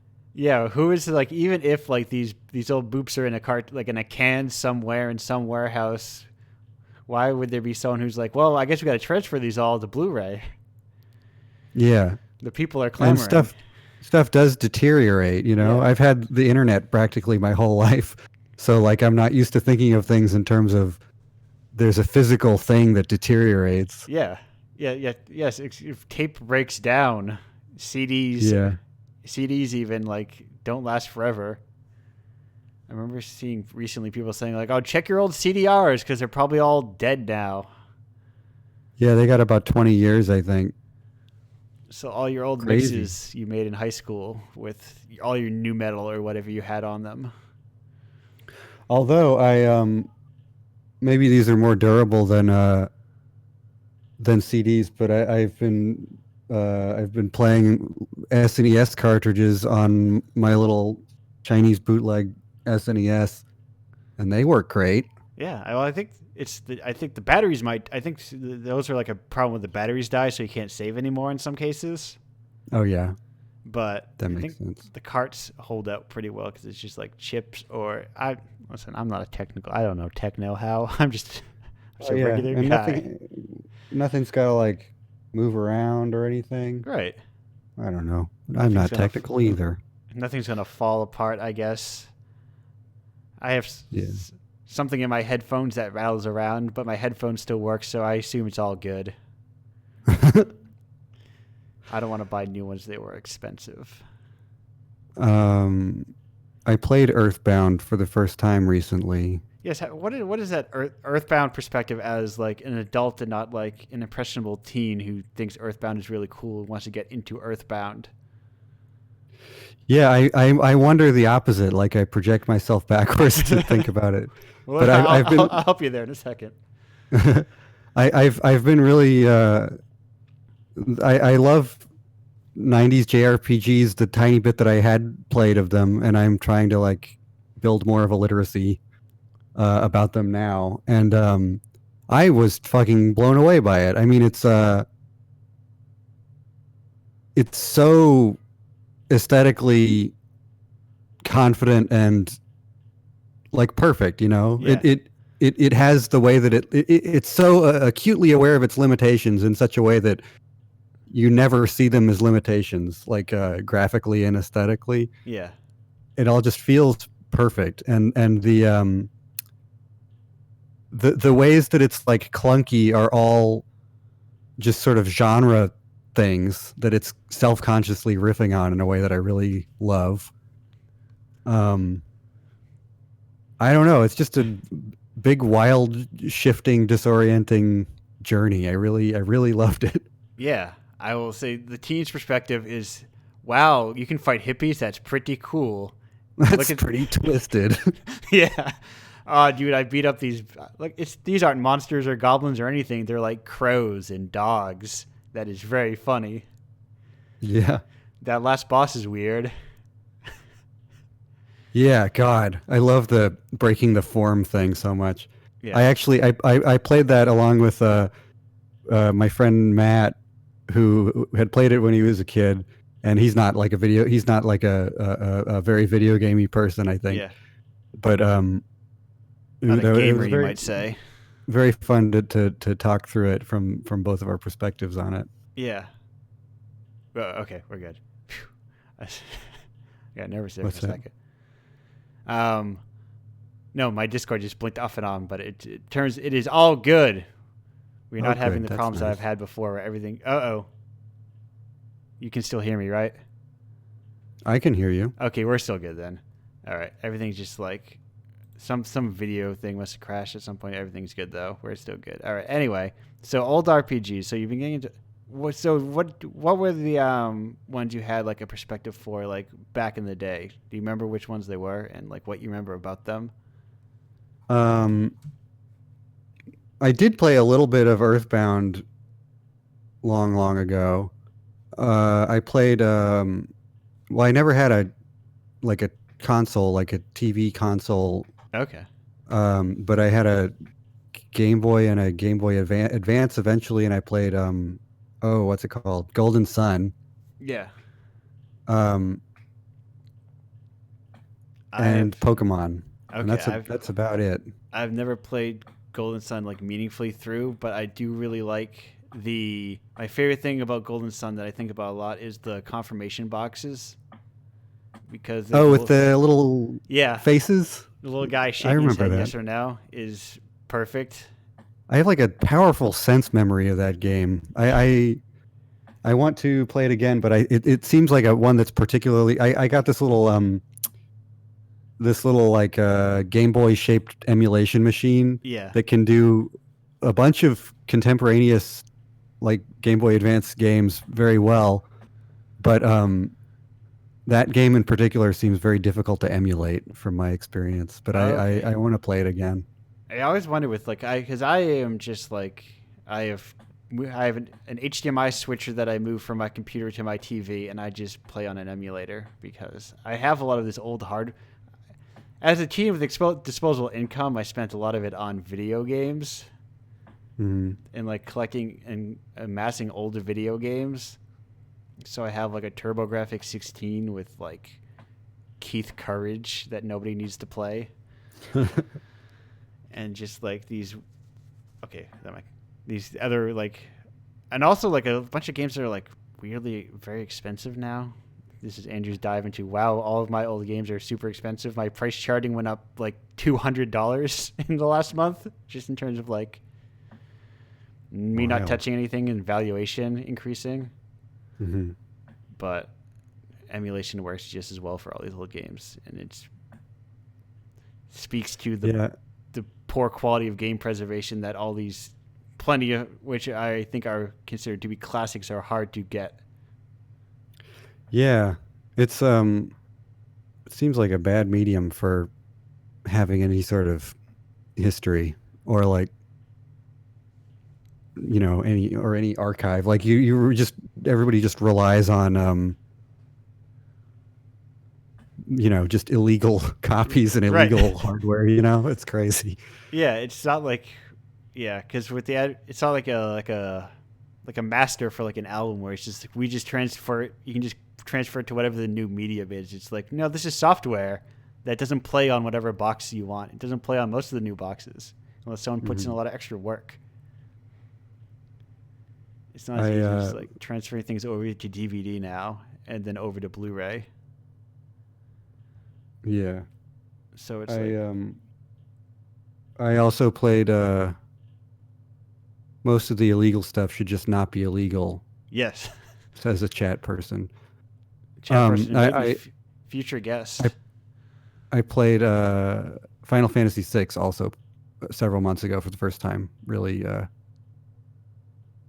sticks with me. I want to make a game like that. I would just abandon comics and just do that. That's fine. That is, and I mean the tools are getting there so you can more easily make like games like that, but there's like all of those prefabs like RPG Maker, you just kind of, I think there's a lot of like weird problems you run into, like you hit the limitations too quickly, like that you're not expecting. Yeah. That program seems too boxed into me. Yeah. I don't know. When I made a little thing in GB Studio a little while ago, and then I got very excited and looked at all these different engines, and like looked at how people on YouTube describe these different engines, and like it's really it's crazy. There's just all these different ways of building these things, and all of these like very expensive yes prefabbed little boxes to make your RPG in. Yeah, RPG makers. I think most of them are just like good enough for what you want to do. I see a lot of people use Godot. I've seen a lot of Godot recently. It seems. Oh yeah, that one's like open source. That appeals to me. Yeah, that seems like it's probably most of the stuff I use is open source, and it does not fail me. So I assume Godot being open source is not like a prohibitive in any way. Mm-hmm. But I've never played with it, so I don't know like how much programming it requires, like how much like language you need to learn to do it. Mm-hmm. But yeah, no, there's the draw to make a game that I have not made any games in like over a year has been hurtful, and I want to do it again. Especially since sorry, go ahead. No, I was gonna say because part of the reason I started Indiepocalypse is because I was like hitting my stride, and I was like, oh shit, there's no market for the games I want to make. This sucks. I want to make money. I don't want to have to do shitty day jobs and then make games that that wind up on a free indie games list or something. I go to the Massachusetts Independent Comic Expo, and I see people selling like 15-page comics for like $15. I'm like, damn, I wish you could do that for video games. Can you not? I think about this a lot. I've been doing like web comics, quote unquote, since 2006, and like just how profoundly different the internet and sort of spaces of independent publishing generally were back then. I wouldn't know how to enter any of those spaces now. It seems like very different, and it maybe it's easier, maybe it's harder in certain ways, but it certainly requires a lot of navigating different social media platforms in a way that I never learned to really. I think it's now that just like there's actually no, there was like Keen Spot back in the day, so I guess it hasn't really changed to some extent. But like, well, that wasn't the whole internet, you know? Right. Yeah, now Facebook emerged, and it was like a weird novelty, but people still went to fucking websites. That's the main tragedy to me is that all the websites are still there, but nobody goes to them. It's all like they're all aggregators now, so you can make your comic, but you have to make sure you also put on like Tapas or what's the other one? Webtoon. Yeah, that's a big one. Or Instagram, just compromise whatever format you had in mind to make it fit into this the corporate form factor and algorithmic structure of the thing of the moment. It's Scava Cloud is so sad. Yeah. The infinite canvas, where is it? The thing is, it's still there. You know, it could still be there. It's very. I don't want to say that it's too bleak. I don't know. At conventions, people would be starting out and would like ask me what self-publishing looks like, and it just the more time passes, the more incomprehensible it is to me. Right. Starting in these spaces, and I'm lucky to have built something that can exist kind of that can continue to exist within them, I guess. Right. There's being of the old guard. A friend and I were just looking at which webcomics are still around today, and it's like, oh, I guess it makes sense that they're just like newspaper comics. They just continue on in perpetuity because people still like them. Mm-hmm. And it's just like, oh, if you started off and you kept going, for the most part, you are still going. Yeah. If people reached a certain critical mass before and like 20 the early 10s or whatever. Right. Yeah, fucking PvP online is still running. Yeah. I'm looking at that now. What are some other those shitty daily things? No offense. No, Penny Arcade. Right. Yeah, still trucking along. Like, yeah, I'm very hesitant to say which ones are shitty daily ones because I don't know. Yeah, you don't want to navigate who you're insulting because they're probably very nice people. Much like Jim, I'm sure Jim Davis is a very nice person. Whatever. Oh, I'm sure that he is. Yeah, these people are my colleagues, I guess, right. But I'm never gonna like Penny Arcade. But they're like webcomics Garfields. It's like, wow, I can't believe the art hasn't changed in like 10 years. It's exactly how I remembered it. It's so bizarre. Yeah. But I've been doing this one comic. I mean, I've been doing a whole bunch of other stuff on the side, but I've been doing Vatu for 10 years now. Yes, that is. And I've found a weird thing where I've I want to be on. Sorry, go ahead. No, you go. It's probably. I'm excited to do the next thing. The next self-published thing. Or you just like pivot entirely to video games. The last TCAF I was at, I believe I think it was the last one I was at. I was next to Meredith Gran because she had gone into games now. Oh, I love her.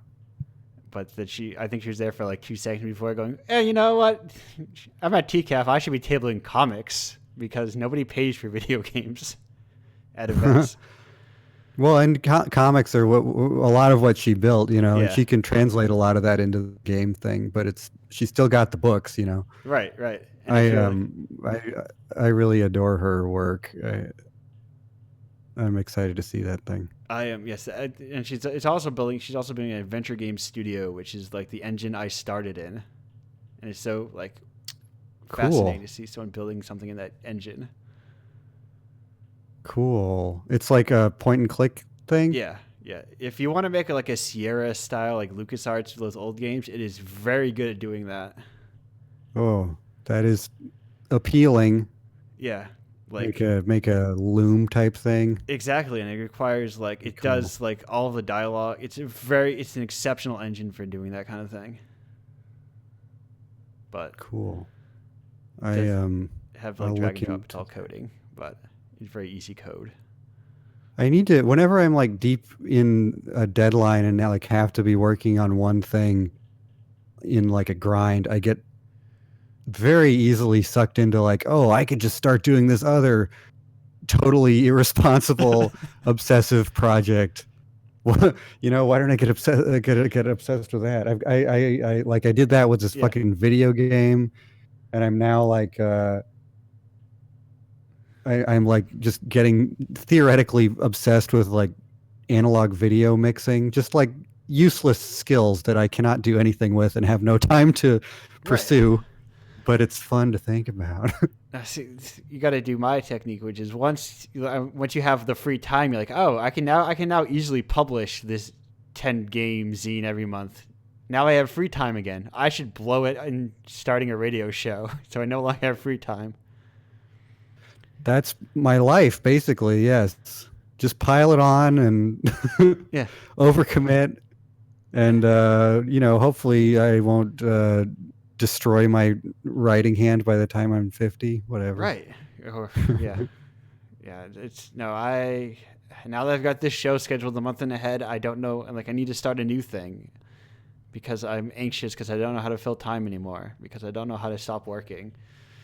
Or you can, try to chip away at the things you're already doing or whatever. Yeah. I mean, I've had that experience a little bit with the ambiguity program where like, maybe it's an overcommitment sometimes, and maybe it's too much work. But a lot of the time, it's just a thing where it just chugs along, and most of the curatorial stuff is already done. Yeah. But then it becomes this platform to like spend a little bit of time perfecting little bits of it, like adding new bits of animations or whatever. I don't know if that like amounts to anything, but I like having the different spaces and room to move in that way. I had an idea for a moment, like, what if I did like a show that was modern animation, like modern animators, because I come across them now and then. They're like contributors to the zine and things like that. They have like Vimeos. I'm like, oh, that'd be really neat, but that requires a larger voice than I have. And I also just really like animation and art. I'm a weird art guy, and I want to just like shout it out. It's something I've been trying to figure out as this zine becomes more popular. It's like, how do I don't want to be a personality, but I need to like get attention to me so that I can then funnel it to other people, and it's a very complicated balancing act. Yeah. Tricky. And how do you like you don't want to be a personality, but kind of you have to like perform a thing in a way. Right. I don't know. The way it's weird being like in any sort of way a public. Hello, we're back. Hello, yes. I also struggle with that. I have a very old desktop and it can't really handle streaming videos that are too big. Yeah. I don't know what crashes. I think at one point I was like something that I don't remember. OBS is very good for this sort of thing and like saving things. But I am back. The chat will load up. I am not opening up the internet now. I am just going to use the chat on here. Anyway. Oh wait, I use that for whatever. I'll figure it out. But anyway, Evan, glad to have you on the show. Good Thank you for having me. Nice to talk to you. Nice to meet you. As we go out, I got to ask them a very important question. A friend and I said this a while ago, and we're not sure if this is true or if we were up our own ass, but Merryweather Post Pavilion is just a pop album, right? Say it again? Merryweather Post Pavilion, it's basically just a pop album, right? Oh, I could see that. Okay. It has kind of a pop album from a parallel dimension vibe, but all yeah. Right. I said that once. A friend and I decided that once late one night, and someone else was like, "No, you two are just so far up your own ass, you don't know what music is anymore." All right, I'm going to break. Thank you. Goodbye, everyone. Okay, bye-bye. Okay. Hello, and welcome back to Indiepocalypse Radio. We're going here. We're back. We're not going to crash anymore. That was Volcano. I'm excited. A lot of my music is from a time where I guess I was just downloading a lot of music in like the mid-aughts. So a lot of it's like mid-aughts power pop, punk pop stuff that was free on Bandcamp in the early Bandcamp days. That's also music that fits in 2 to 3 minutes long. I like it. I like fast, loud music. We're here with our final guest, Maria Ayano Kittaka. Hello, how you doing? I'm doing okay. How are you? I'm doing good, all things considered. I'm nervous now that everything's going to collapse at any moment. But I mean, that just describes life these days. Yeah. Oh, yes. Oh, you may know Marina from. I forgot to introduce you. Remember when I said all the stuff about Analgesic Productions and the Even Our Oceans and All Our Asias and Anodynes, both 1 and 2? You're also the other half of said production. I am. Yeah. Me and Melis. Yes, you are a duo of which, and like you've spoken very like much, like Melis especially, but Melis I always has spoken about like the idea of like, maybe you just don't need to be more than a duo. Oh yeah. I like small things. That's kind of my whole deal. I like simple things without too many moving parts. And you've been at it for a while at this point. You're much like Evan, what I was saying was old guard comics. You're a lot of like very much old guard indie games, if you weirdly to think about now. Yeah, it is weird to think about. I mean, even at the time when we released Anodyne, like that was a particular moment where indie games was kind of coming into focus as like this concept. But even at that point, I had been interested in like people doing like hobbyists and like weird little game development, like for many years at that point, just as a child, browsing the internet. So the kids in the audience are unaware. In case you're unaware, Summer of Arcade did not invent indie games. People were making indie games back on their Commodores and their ZXs and everything. Yeah, I mean, I'm not that old, but hey, neither am I. I mean, my first computer was the Windows 98. I don't know how much of that was personal family wealth or technology and age. I think it's probably a little bit of both. Yeah.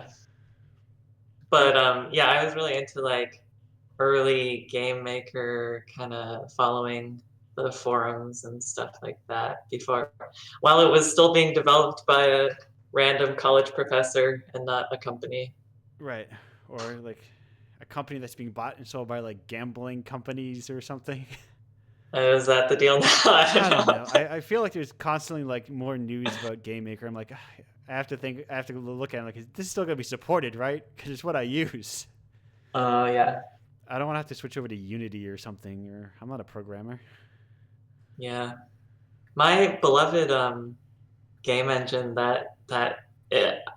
I guess it's a lot more obscure because whenever I bring it up, no one knows what I'm talking about. But the OHR RPG CE, which was like a little DOS RPG engine. I have no idea what that is. I loved it. It's very goofy. Has a lot of personality. How accessible is it nowadays? It's very easy to use. It's ported to Windows and stuff.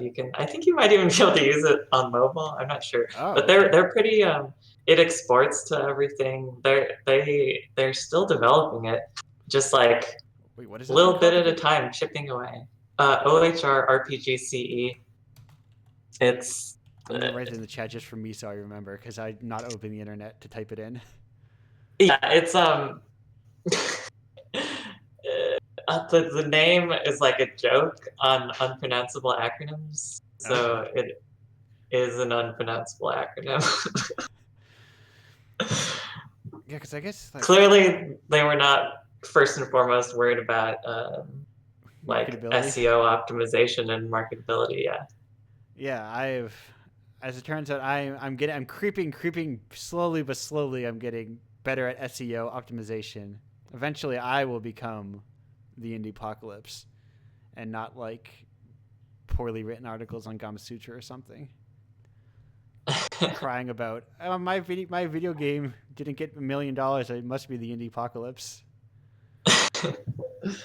Yeah. But so when did you start in like this RPG CE fucking unpronounceable garbage? Yeah, a lot of people call it the OHR. Yeah. So when did you start like working in that? Because you said it was like a DOS based thing or like. Yeah, I mean, I think it's one of those many things that it like feels old, even when it was new. Yeah. But yeah, I was using it probably when I was like 8 or 9 or 10, so like late 90s. Wow. Yeah. I think back then I was using the StarCraft map editor. That was my game development tool. Nice. Which I think is also like a weird time capsule in game design that I think I would love to revisit at some point. Yeah, I got really into I mean I didn't do that much, but I made like a texture in MS Paint that turned Kyle Katarn into Spider-Man and like the original Jedi Knight. Yeah. That was really exciting. That was like mind-blowing to me that you could do that. No, it turns out video games, I guess, I don't know how much. I mean, I'm sure there are some nowadays, but you could just do whatever you want with them. There's just like, here's our big window thing that looks. I don't know how to describe like Windows 98 menuing and like task bars, but they have a very specific look to them. And it's impossible for me to put into words, but they all look. I feel like all those text editors. I feel like I played around like the Diablo 2 editors at some point, so I can make my offline guys very strong. Yeah, I mean, I think some games are like there's like compilation happening, and so you can't just directly edit stuff. I don't actually know. you're not going to find any help here. I'm not a programmer. I'm a designer. Or I don't know. I don't know what I am. I've thought before, because there was like some group that had like, here's our online event, game industry professionals only, and I had a serious thought where I was like, am I a game industry professional? And I don't know how to answer that question. Yeah. What counts? What counts? What level of indie do you need to be a game industry professional? And not just you, not just what am I, but like what is the games industry? Right. Like that, to me, that's very arguable, and many definitions of it I kind of want nothing to do with. So one might say you might wish to divest from it. one might say that. No, that is very. It was. I think originally I was going to try to spread the two of you out, because I'm like, I need to have like. That was when I was very, very desperate for guests, but now I'm so full that everyone is saying yes now. That I'm like, I could have both you and Melis on the same show, because divest from game industry is something I think about often as well. Oh, thank you. I'm glad. Mostly because I think it's stupid, and I don't want to have anything to do with like most of the game industry, and thinking of it as like a monolith is bad for the art form long term. Yeah, definitely. It's yeah, I don't know. It's a whole big thing, and then that video by People Make Games came out recently about the outsourcing crunch. Okay, yes, I saw that it existed. I did not watch it. Yeah, and that was a lot of really interesting context, because a lot of what I knew of and linked to and had seen talked about in my essay was very, like US centric. And so there's really just layers and layers, and there's this sense that like from the video that CD Projekt Red took heat or whatever for crunch, and Right. so there was some scrutiny, and they're like, oh, maybe we'll crunch less at our Poland office, but we're contracting out to hundreds of other employees who undoubtedly there's just going to be crunch somewhere else. Yes, right. We're doing what America has always done, is just export all of our labor to places that will pay people a lot less money. Yeah. So it really is a deep thing where you can't really just, it's really not enough to just be like, stop doing this, because it just gets exported. So it really needs to be like thinking about everything different on like a fundamental level. Right. Think about like the scale of what games need to be, and do they really need to get bigger every single year, like across the board? Yeah. There's like the scaling up of like what an indie game needs to be increases, like I feel like increases every year what is considered an indie game. Yeah, that definitely was like a really interesting thing to witness for Melis and I to kind of, there was a sense of like permeability. Like now I feel like a little naive. Like I really was like, when I saw Indie Game the movie, I was like inspired by it, and I was like, whoa, people are doing that stuff, and it's like it's so kind of like cool and dramatic. And like now I look back on that and I'm like, this is a little silly. I don't really like how they frame things in that movie. Right. But at the same time, there was kind of a moment of permeability where it was like, game publications aren't just gonna like not talk about small things. Like sometimes they might talk about you. Like who knows? Yeah. Whereas now I feel like things have settled a lot. So it's sort of gone back to like, oh, we'll talk about indie things if you're the indie that like blew up and had 1 million, whatever. Right. Yeah. If you are, or like you're the indie who has millions of dollars to spend on marketing and that sort of thing. Yeah, or if it just like organically already blows up, like Among Us or something like that. Yes. Yeah. It turns out Werewolf, a good game that people enjoy playing. Who would have thought the video game version also successful? especially when people cannot like talk to each other and have to do everything remotely. I've never played it. I wish Among Us all the best. Yeah. But yeah, no, that is I forgot to ask a question from our previous guest.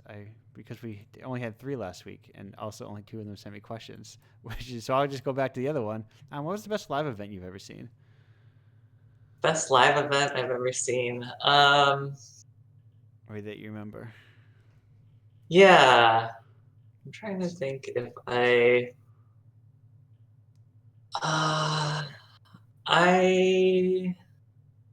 don't go to a ton of live shows. Oh, I was gonna say, I was thinking about this question when I heard you ask it to other people. And I do remember it was very fun, very goofy. I think for my 13th birthday, I went with a friend and my brother and my dad to the one-man Star Wars trilogy. It was like a one-man live show. All right. And it was just this guy kind of like flailing around, doing a bunch of sound effects and voices, and had this whole show set up where he told the story of like the 3 Star Wars movies. Was this like and it was really fun. Was this like a local show or like a traveling like established act? It was like a pretty like official established act. Oh, okay. Yeah, I feel like I've never heard of that before. I mean, I don't think it was like super famous, but it was at a nice theater and whatever. But I guess like theater is also like a whole other like a whole other world that's easy to not know anything about. Yeah, definitely. I also, one of the more recent shows I went to, possibly the last I went to, was band Charlie Bliss and also Emily Rio. And I really like those 2 bands, and the live show was great. Charlie Bliss has like really high energy live show, lots of jumping around and screaming, and that was really fun. Yeah. Okay. Yeah, I definitely miss live shows a great deal, or I guess I miss everything a great deal. I never realized. Yeah. I thought this show would like alleviate kind of like the cooped upness, when in actuality just makes it worse, because now when you can talk to people once a week, you're like, I wish I could talk to them every day. Yeah, or like do stuff with people. Yeah. Someone DM'd me after one of the shows, and she was like, "Oh, it's so great to do this show. I love studying and talking to people." I'm like, "Yeah," and then I like realized, "Oh, I'm gonna do this next week. You're going to never do this again, or do it again in like 4 months," and I felt bad. But yeah, that's not the thing. I almost caught myself. I'm obsessing over like the minute kind of like verbal tics of the phrases I say repeatedly. So I'm trying to I'm getting hung up on them and going, oh no, I almost said it again. What are your thoughts on old RPGs, since they seem to be kind of like a running theme of this show at the moment? Yeah, I tried playing. This is a bit of an aside. I tried playing Trails, the first one recently, and I enjoyed it. I don't know if I'm gonna play a lot of it, but it was a fun little time. You don't know if you're gonna play all 10 of them? No, I don't think so. Old RPGs. I think, to me, RPG. Have you ever played? What's your experience with Tecmo's Legend of the Seven Stars? I haven't played that. I think RPGs were a thing that I always liked the idea of, maybe more than I liked them in practice. Right. I did like them in practice at times, sometimes very much. But it was always a thing where I liked to think about them, or to know like which ones were good, or I tried, downloaded all these like hobbyist RPGs that, most of them weren't good, and I, play a little of them and be like, but like I really like the idea of them, and I really like believed in the idea of like making them and playing them, and I thought they were sort of one of the like pinnacle sort of genres for me. Yeah. And so it's interesting to like look back on that now and be like, wait, how many of these did I actually like really, really like though? It's just like a very cool, imaginative space, I guess. Yeah. It feels like when you say that, I'm like, yeah, RPGs used to be like this is peak video games. Yeah. As opposed to like now it's kind of like prestige television, but a video game is like peak video games, I guess. Yeah, prestige television inspired open world games. Yeah, I need to collect and craft a lot of stuff. The direction that AAA games have gone, like it's weird for me to like criticize AAA. Right. Because I do think the like structures are bad, but also just like incidentally has gone in a direction that is so not to my taste. Yeah, I've realized that if I want to play a game where I collect a lot of stuff, it needs to be something where I can use.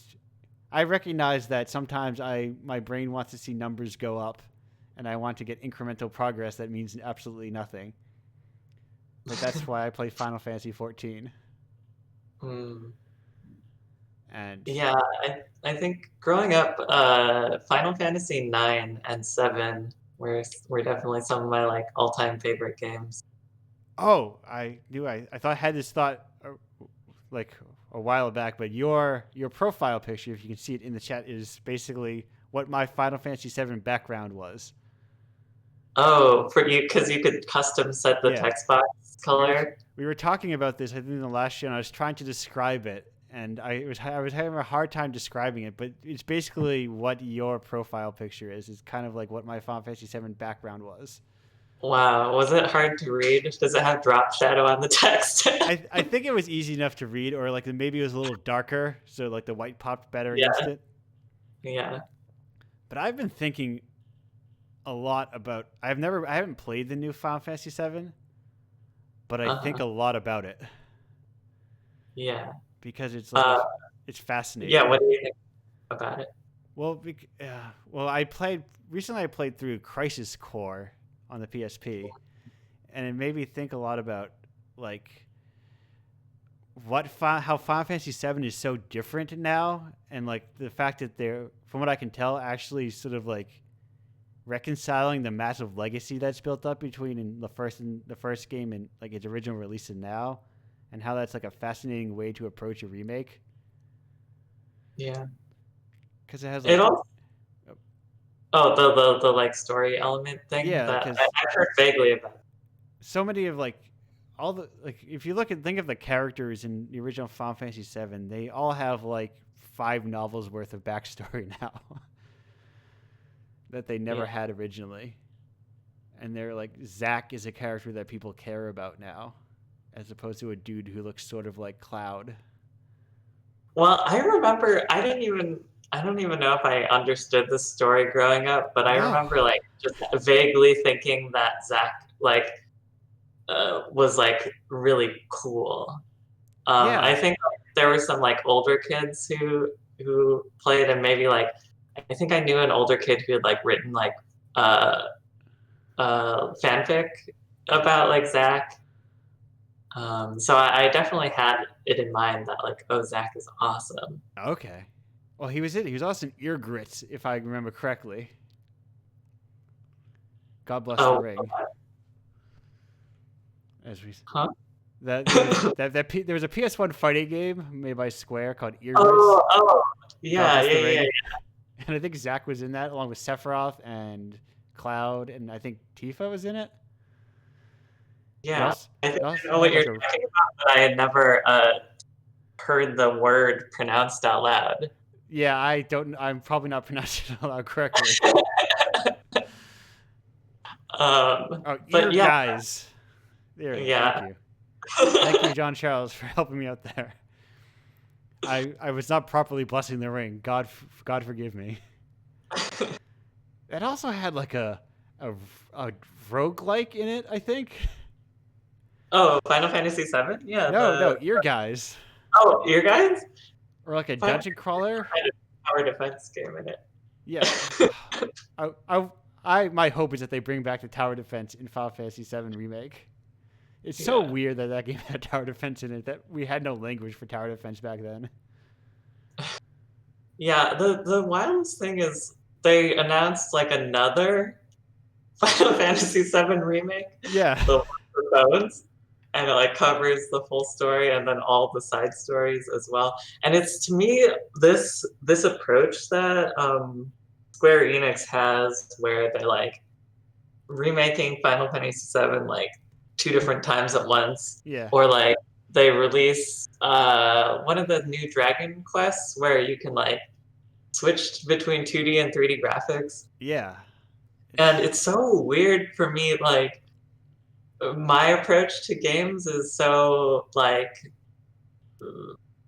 really like hyper focusing to like the way, like, I don't know, thinking about like what the medium is, the message and all that stuff, not exclusively, but like thinking about how these like pieces are interplaying with the story.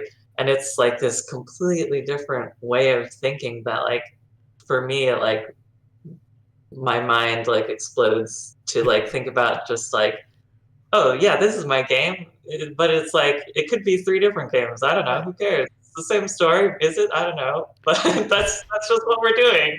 And I'm like, I don't understand how. What are you making? Right. Well, the phone game is for all the people who didn't play. No, wait, no. The phone game is. I'm thinking of the. Is the phone game the game that covers all of like the Final Fantasy canon? Yeah. Okay, so it's like if I didn't play Dirge of Cerberus, which I did not play Dirge of Cerberus. I had a friend who played it. It did not seem. It seemed lame. But I feel like there's a lot of Dirge of Cerberus apologia probably going to be coming on soon. But I like those weird era of RPGs and like PS2 games. I played Gungrave Overdose and thought it was a cool game. Oh, when it's really just like smashing the square button a whole lot. But yes, yeah. Melos doesn't like that mixed media business model. Yeah, it's so bizarre. Like the idea.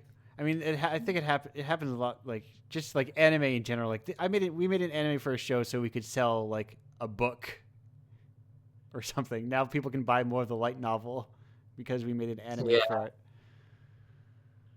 Yeah, like I don't think that mixed media is bad, but if you're just doing it as like a marketing thing, then it's probably going to be like not good, as Melis is saying, for like a sort of inartistic landscape. Right. Unless there's like a thriving, like being so far apart and like being a huge language barrier, I have little concept of like the Dojin circle market. And Dojin is just, I feel like that term is a little poisoned in the West in terms of like your SEO. It does not find what you're looking for a lot of the times. It finds a very specific slice of it. Unless the internet has changed since I've been searching for it. But Dojinshi means a certain thing in the West, I think. At least in the English-speaking Google. And it's pornography. Yeah. But I wish I could understand that, and maybe there is like, but I feel like if that kind of thing dominates like the whole culture and crowds out smaller games, it kind of creates that problem where everything has to be those things because there's no expectations of smaller, more interesting things. Yeah. I think a lot of the things that I really liked about RPGs, and I don't even know, like, it's not like this is unique to RPGs, but the things that stuck out to me is like, they were games that I was likely to play, but that might have some sort of like sort of scary elements or maybe like kind of like things that would net you a higher rating, like spooky thematic elements. And I guess like I was pretty sheltered, and so I would be unlikely to like play like a horror game or like a very sexual or a very violent game. But RPGs were like they're not really that's not really like the point. They're not leading with those like elements, but at the same time, like being young, some of the like imagery of the like test experiments and stuff and the like weird jittery low poly models in like Final Fantasy VII is like truly like scary and disturbing in like a very special kind of way. Right. Yeah. Yes. Or like just the very limited acting everything can do. Yeah. And yeah, it's really harsh MIDI trumpets and stuff. Just crunchy sound effects. It's like I really appreciate those sort of deeply unsettling aspects to certain old RPGs. And it's I hear PS1 style horror is very in style at the moment. Yeah, well, it's interesting. That's a really interesting thing to Melis and I. There are a lot of people doing really cool things. Like Modus Interactive does like extremely faithful looking PlayStation kind of like short. A lot of them are horror. Yeah. Or just bizarre things because it does come naturally in terms of like, oh, what's sort of like, yeah, feels natural in this like really jittery low poly. It's like kind of spooky stuff. Yeah. But it also is interesting because those communities have built up. It seems like there's like multiple overlapping communities of people doing like PS1 horror, and it's interesting to us because we're like sort of doing that like low poly 3D stuff, but it's not necessarily in horror. And it's like, oh, like what about other stuff? I don't know. I wonder how if it will translate and like let's start bringing back fixed cameras. Yeah. I remember I played Parasite Eve relatively recently in terms of my life, and they're being like, wow, fixed cameras are there for a reason because you can compose really cool shots with fixed cameras. Yeah. That are very evocative, but that is curating this anthology, I've played a lot of PS1 style games where sometimes it feels there is definitely dedication to like a low poly. Sometimes I'm like there's just a filter thrown on top of it. Both is fine. It's like whatever approach you want to take to it, but it's like interesting to see how people bump up against like what is low poly, kind of like what is pixel art. And you adhere to the old resolutions. But we are approaching the end of our segment, Marina. So I have to ask a very important question. If you had one burger themed on your games, what kind of burger would it be? Burger themed after our games. Okay. It would probably be I don't know. I feel like as of yet, our only character that feels sort of like easily marketable is the like anodyne slime, which isn't very good because Dragon Quest has already cornered the market on Our slimes are very popular. But that's just the like simple iconic thing. We don't anodyne slime marinara sauce bun, Mela says. I don't usually try hard to make like cute mascot characters that will become marketable for our games. Although that might change in our next one. I have an idea for our current game that we're working on. So maybe we'll have a better marketing mascot in the future. I can look forward to at some point seeing your cute marketing mascot like on Japanese mascot Twitter. Oh yeah, totally. As like a brand ambassador for some small town somewhere in Japan. Yeah.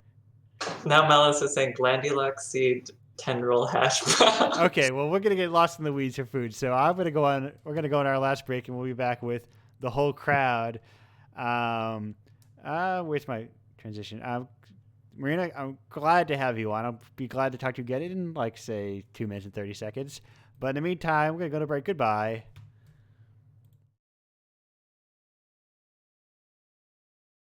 The bluer the water, the closer to hell. Sandy rock bottom, seedy motel. Gallant as you are, paragon dive like you couldn't love me unconditionally, and I will just come into the east. Over stories and feeling if she is lonely under the thumb of kings of the airwaves, deep-fried and deep food from the market, Demoteca will reconnect in the haze of the bottom.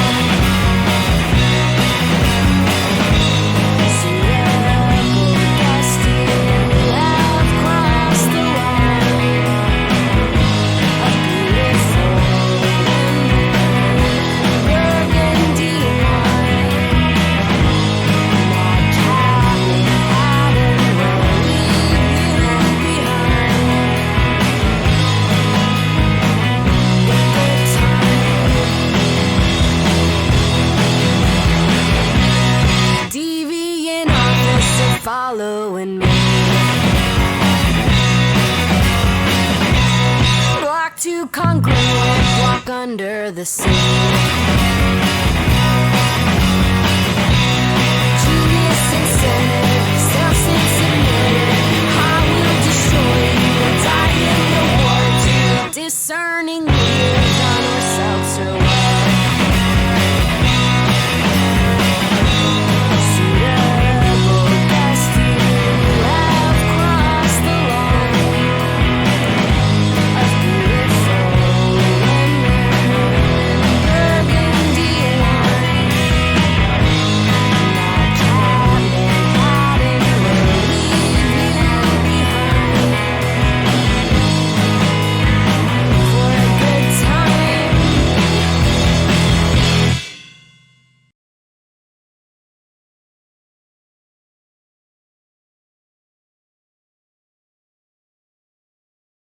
Hello and welcome back to Indiepocalypse Radio. I'm back with everybody. We're all here. Hey, everybody. That was Swearin'.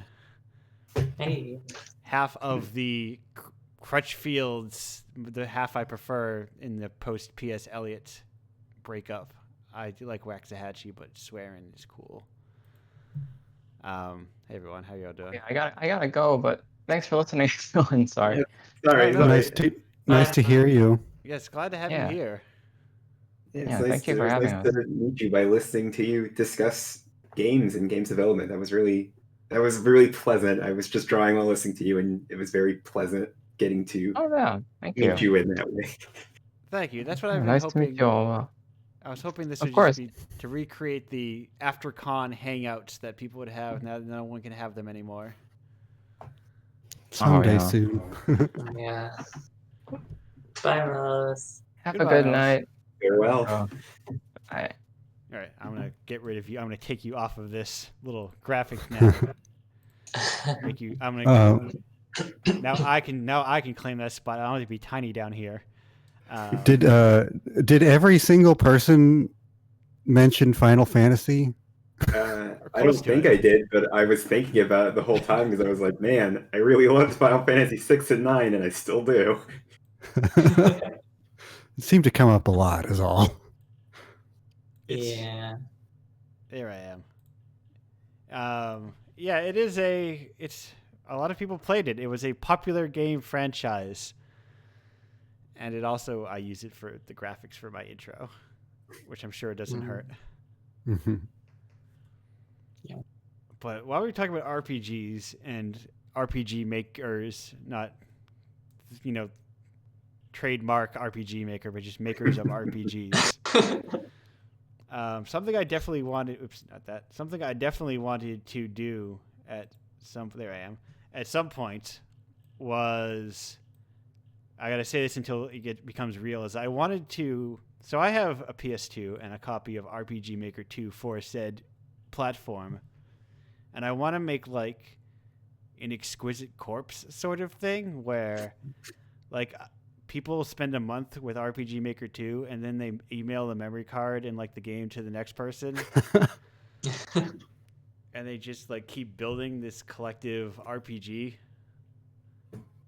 And that just gets like passed around on memory cards and never gets released, and it's only for like the PS2, and I like it weird, ephemeral, like hard to like collect art, but it also needs to find a lot of people who are willing to do it, which is a trickier thing with when you have a small platform. I love the idea of an Exquisite Corpse video game. I love that. Yeah, I know why, but it just reminds me. It just feels like a real like punk rock net Eurozone to me. Just like, oh, there's this real indie game on an old PlayStation, but you got to know the right people to get your hands on it. Exactly. Like, yeah, that's cool. Yeah. Man, I've been getting very into like analog video mixing. I want to make like one-off live recorded, live mixed VHSs. Yes. And then just have them never digitally transferred ever. That's just a beautiful idea to me for the same sort of reason. You gotta leave them in a cardboard box on the side of the road for somebody to pick up and discover whatever's on the tape.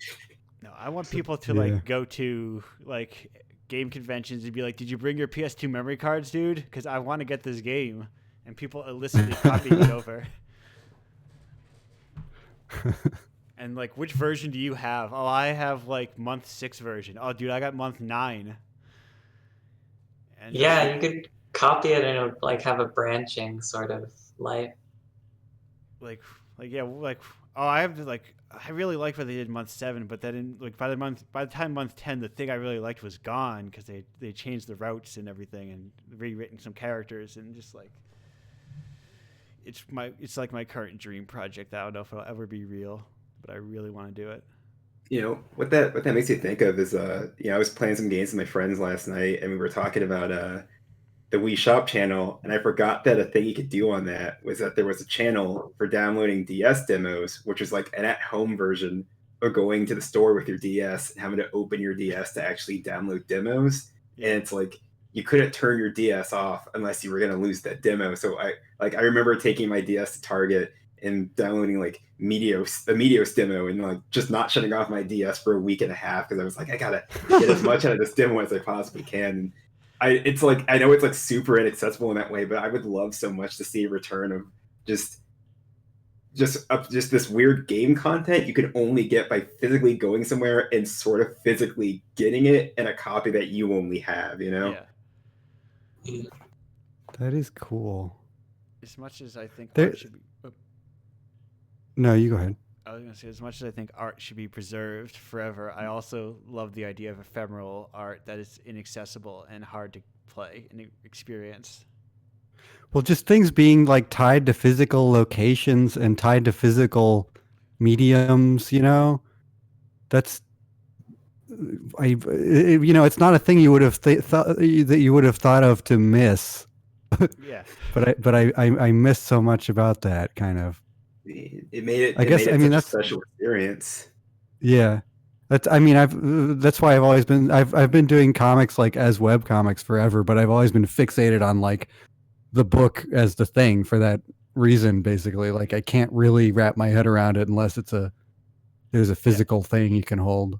That's how I read web comics a lot nowadays. Besides like the legacy ones that I've been reading forever, is I just wait for the Kickstarter and I buy the books. Bless you. I think I have. I think I even have a Herring of Hell because like I kickstarted something from Iron Circus and I watched the show so much. I'm like, I should see what his comics are, but I don't have a million years to read 1,000 pages of something online. Well, thank you. I hope you like it. I sure hope so. I feel like I'm usually good at gauging my taste.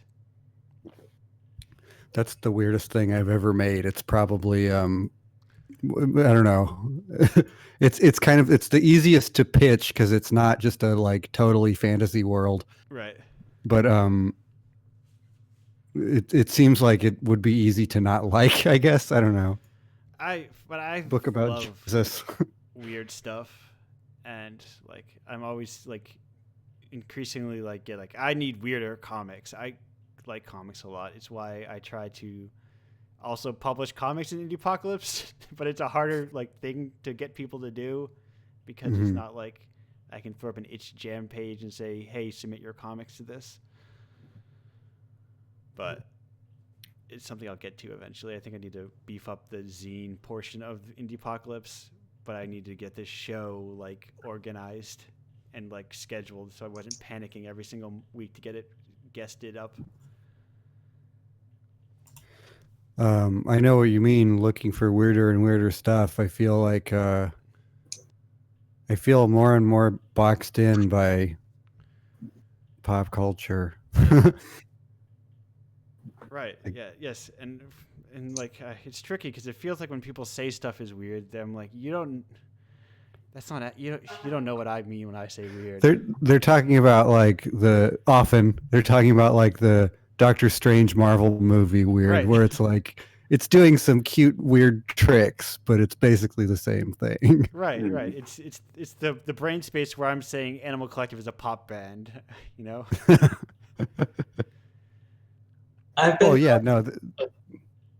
No, sorry. I was just gonna say I've been really into kind of Christian movies. There's this podcast, Boys Bible Study, that I really like, and I actually guested on time and talked about a Christian radio drama. Really into as my youth. That is a huge production. It has like 1,000 episodes. But yeah, watching some live streams of very bizarre Christian movies. That's exciting. Cool. Yeah, are you guys familiar with Everything is Terrible? Yes. Yeah. God, I love them. I just ordered like a big like 3-disc DVD of just videos from them, and I was watching some with my girlfriend, and a good chunk of the first disc is literally just like a bunch of those like Christian movies just like edited down to 3 minutes. And yeah, they are journeys. They are serious journeys into just like video oddness. Yes. Trash Night, like they do interstitials while they run the movies, and they do a lot of very Everything is Terrible style, like here's hip hop dance instructional videos, but we edited them to make them weirder. I love them. I should get some of their movies. They did what's it called? Doggy Woggies Poochie Woochies. It's Jodorowsky's Holy Mountain, composed entirely of clips of dogs. Okay. That's all I know about it. I want to watch it. Can I pose a question to the room? Is that allowed? Yes, that's actually what this segment is for, primarily. All right, cool. So you're mentioning Jodorowsky and Holy Mountain just reminded me of how when I was a teen, I know a movie I really wanted to track down for forever was El Topo, because I kept seeing it getting brought up in places, and like I know like Studio 51 cites that as like a major influence on No More Heroes, and I was obsessed with that. No, I mean I'm lucky enough to have grown up like right when like I was getting really nostalgic when you guys were talking about when websites were still a thing, and I was just barely coming of age when like websites were at their height. So they were you could go to sites and learn about things specifically, and not just like the Reddit style where you go on like Wikipedia holes of just like one topic to another, but actually really focused. And I don't know, I just remember I kept coming across the mention of El Topo, and I read more about it and looked into it, and I always thought, love to see this movie. DVD's out of print.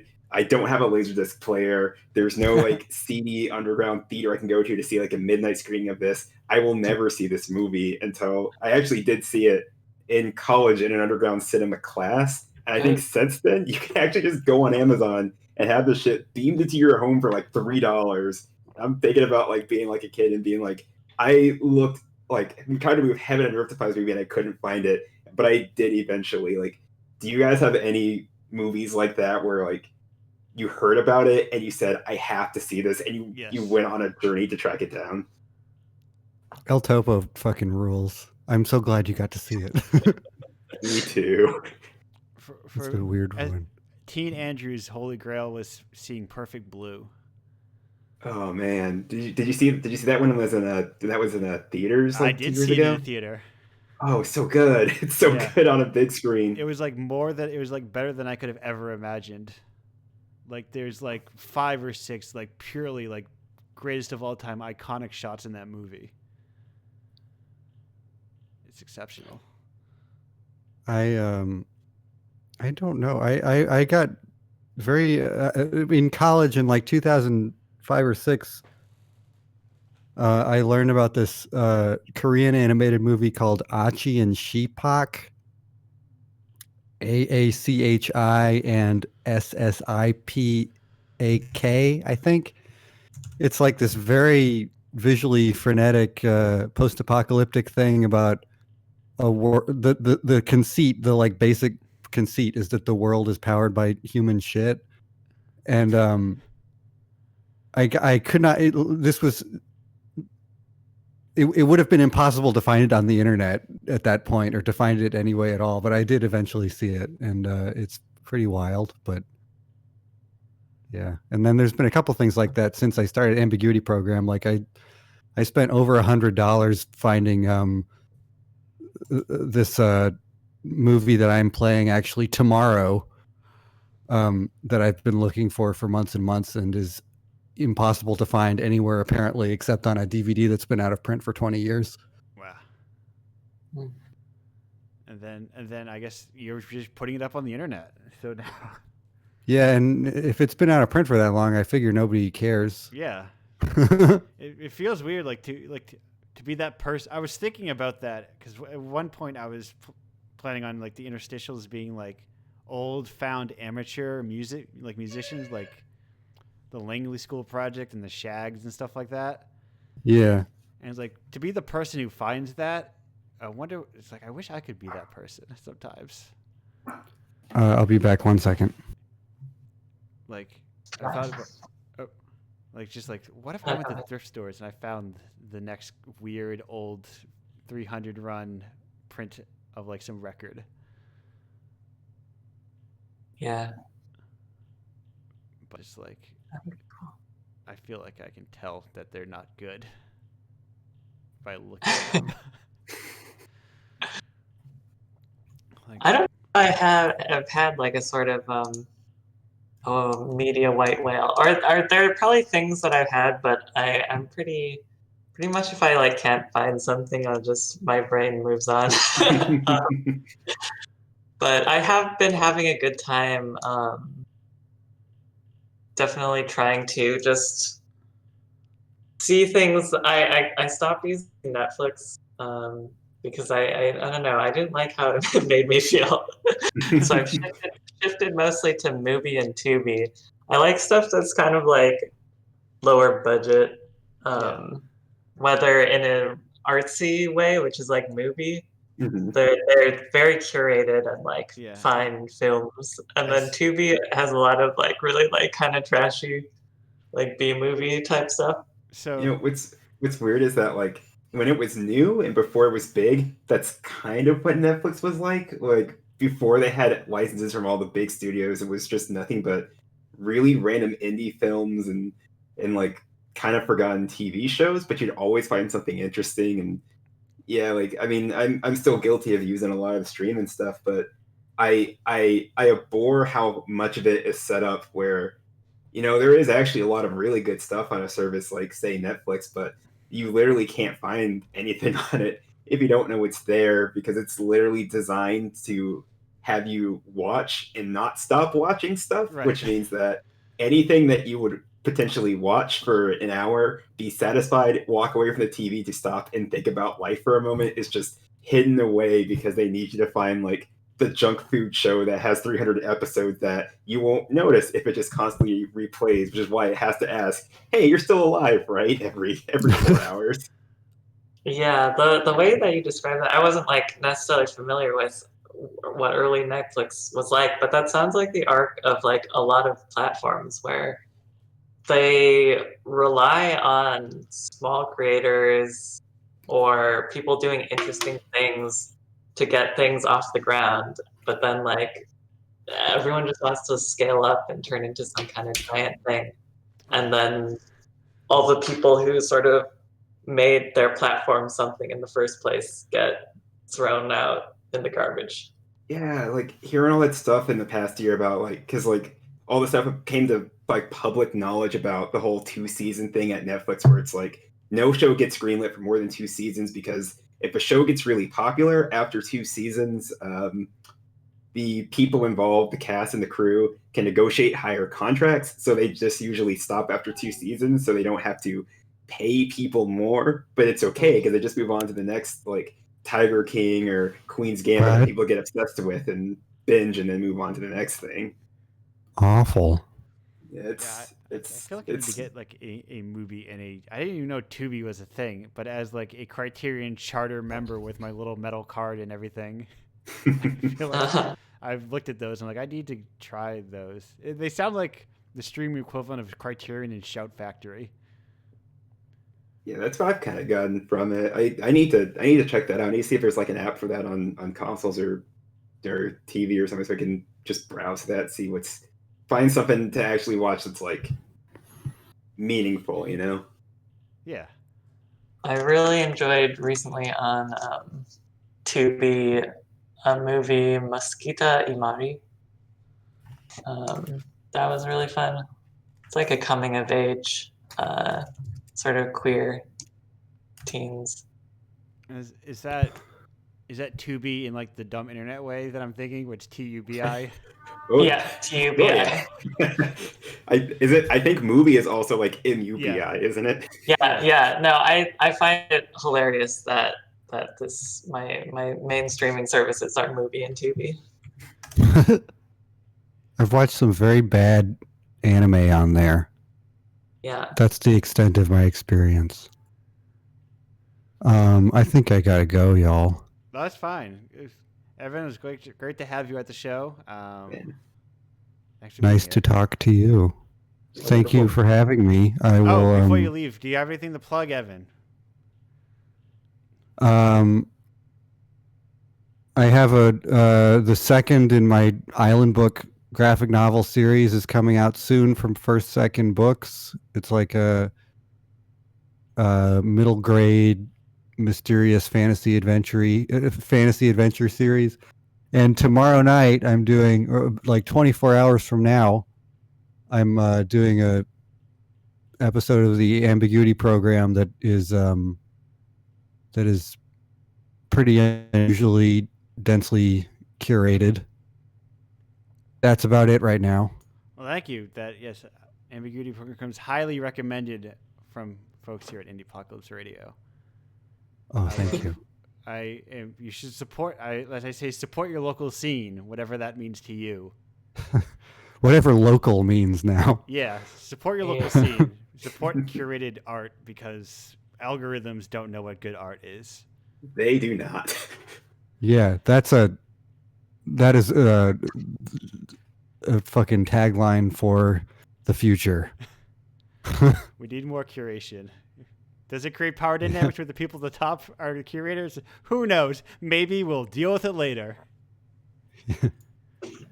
Well, have a good night, y'all. You too. Yeah, nice to meet you, Evan. Yeah, wonderful meeting. See y'all. Bye. Nice to hear from you guys. Bye. Bye. I'm gonna turn you Gosh, off. Let's get rid of it. I'm looking up all these movies that are getting name checked here, and it's just still, it's mind blowing to me. Like I think about the years I spent looking for El Topo, or like I think about being a kid and looking for not a kid, but like a teen, and looking for like a copy of Psychonauts, like Up and Down when that game came out, and now it's like you literally can just get like anything that was ever hard to find can just be beamed into your home for a few bucks, and that's the wildest thing to me in the world. Like it's just everything is just there, and I don't want everything, but I like knowing that I never have to. Right.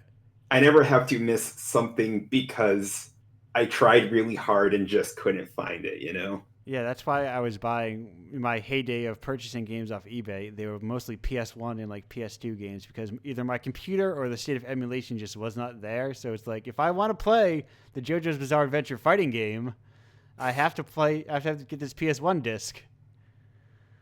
And I guess technically, you could emulate it, but that was something that went up and down on digital markets as well, where you still can't get that.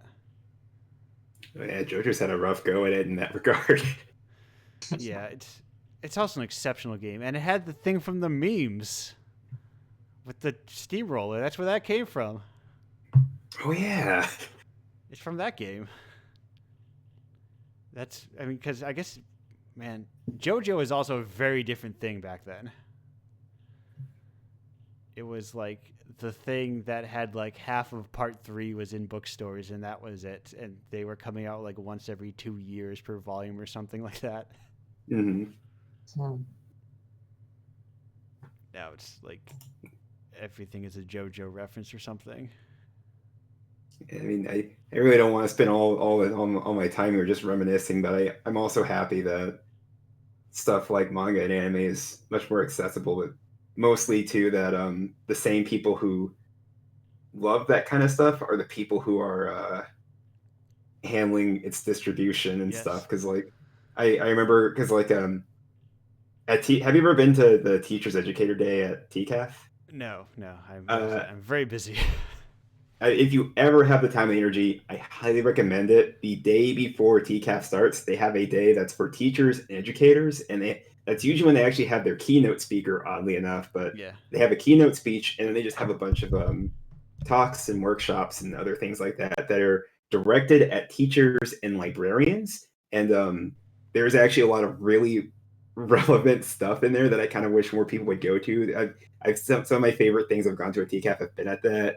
Yeah. And there actually was a panel once for librarians talking about here's how you prepare your library for manga. And it was a young librarian, and she was talking to other librarians and teachers, and she was like, look, manga's really big right now. Kids like manga. People like to act like manga is not the biggest comics on the market right now, but hand over foot, according to New York Times, they are. You need to be ready for manga. If you're gonna get a manga series for your library, you have to commit to getting issue 1, get them in order, and you don't stop, and you don't jump into a series and have stock only like books 4, 6, and 8. Right. You gotta have like 1 through 12, and you gotta commit to that because people will want to read them. And if you don't stock them right, people won't be reading them. And it was just really refreshing to hear that like there's a young librarian out there that gets it and wants to make sure that other young librarians get that too. Because I think about how many just like satellite, like manga issues number 3 I would find at the library, and I just never read the rest of it because that's all the library had.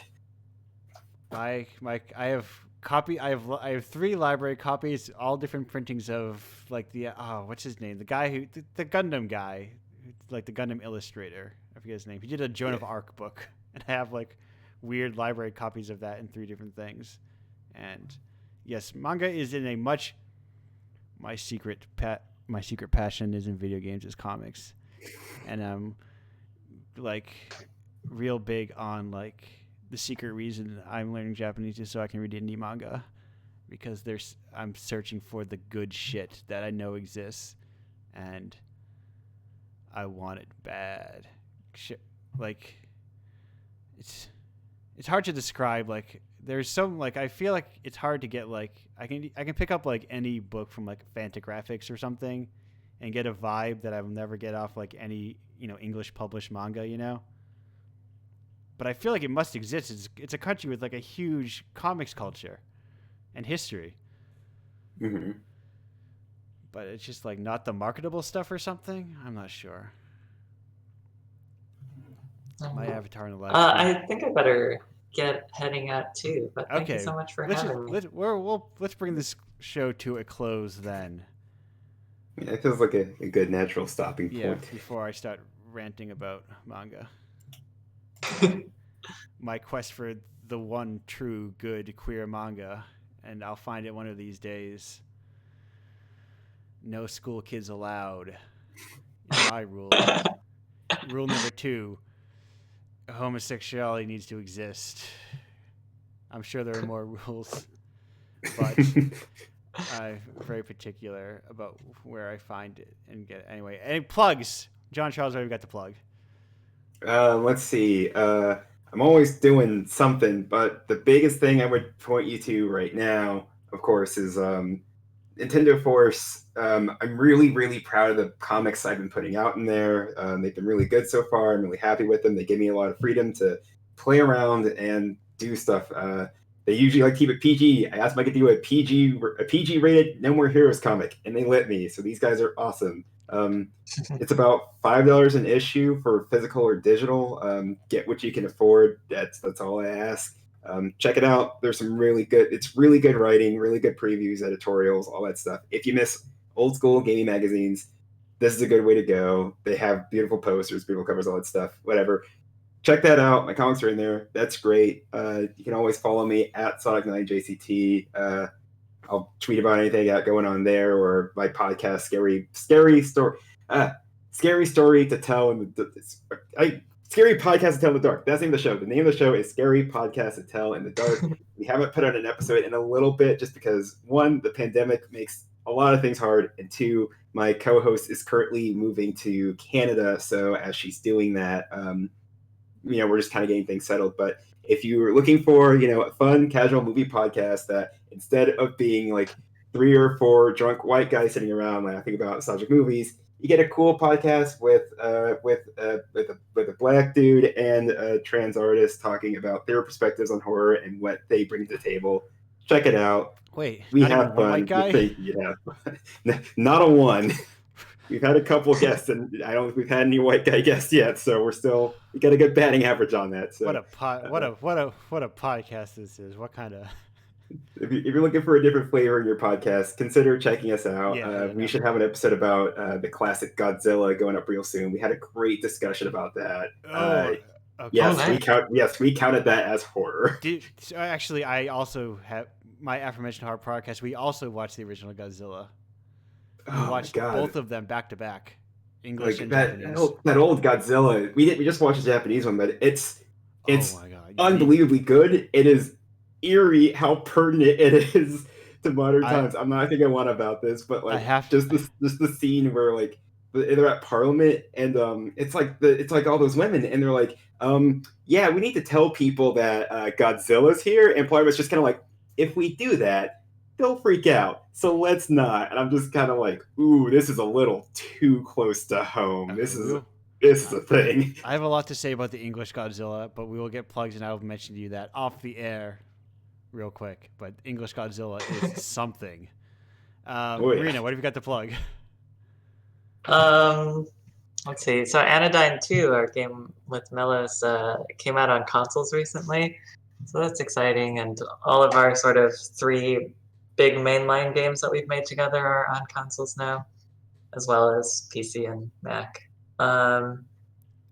So that's fun. I also have a blog at marinakittaka.com, and that's been exciting. I recently made a blogging software that the blog uses, and that's free for anyone to use. It's called zonelits.net.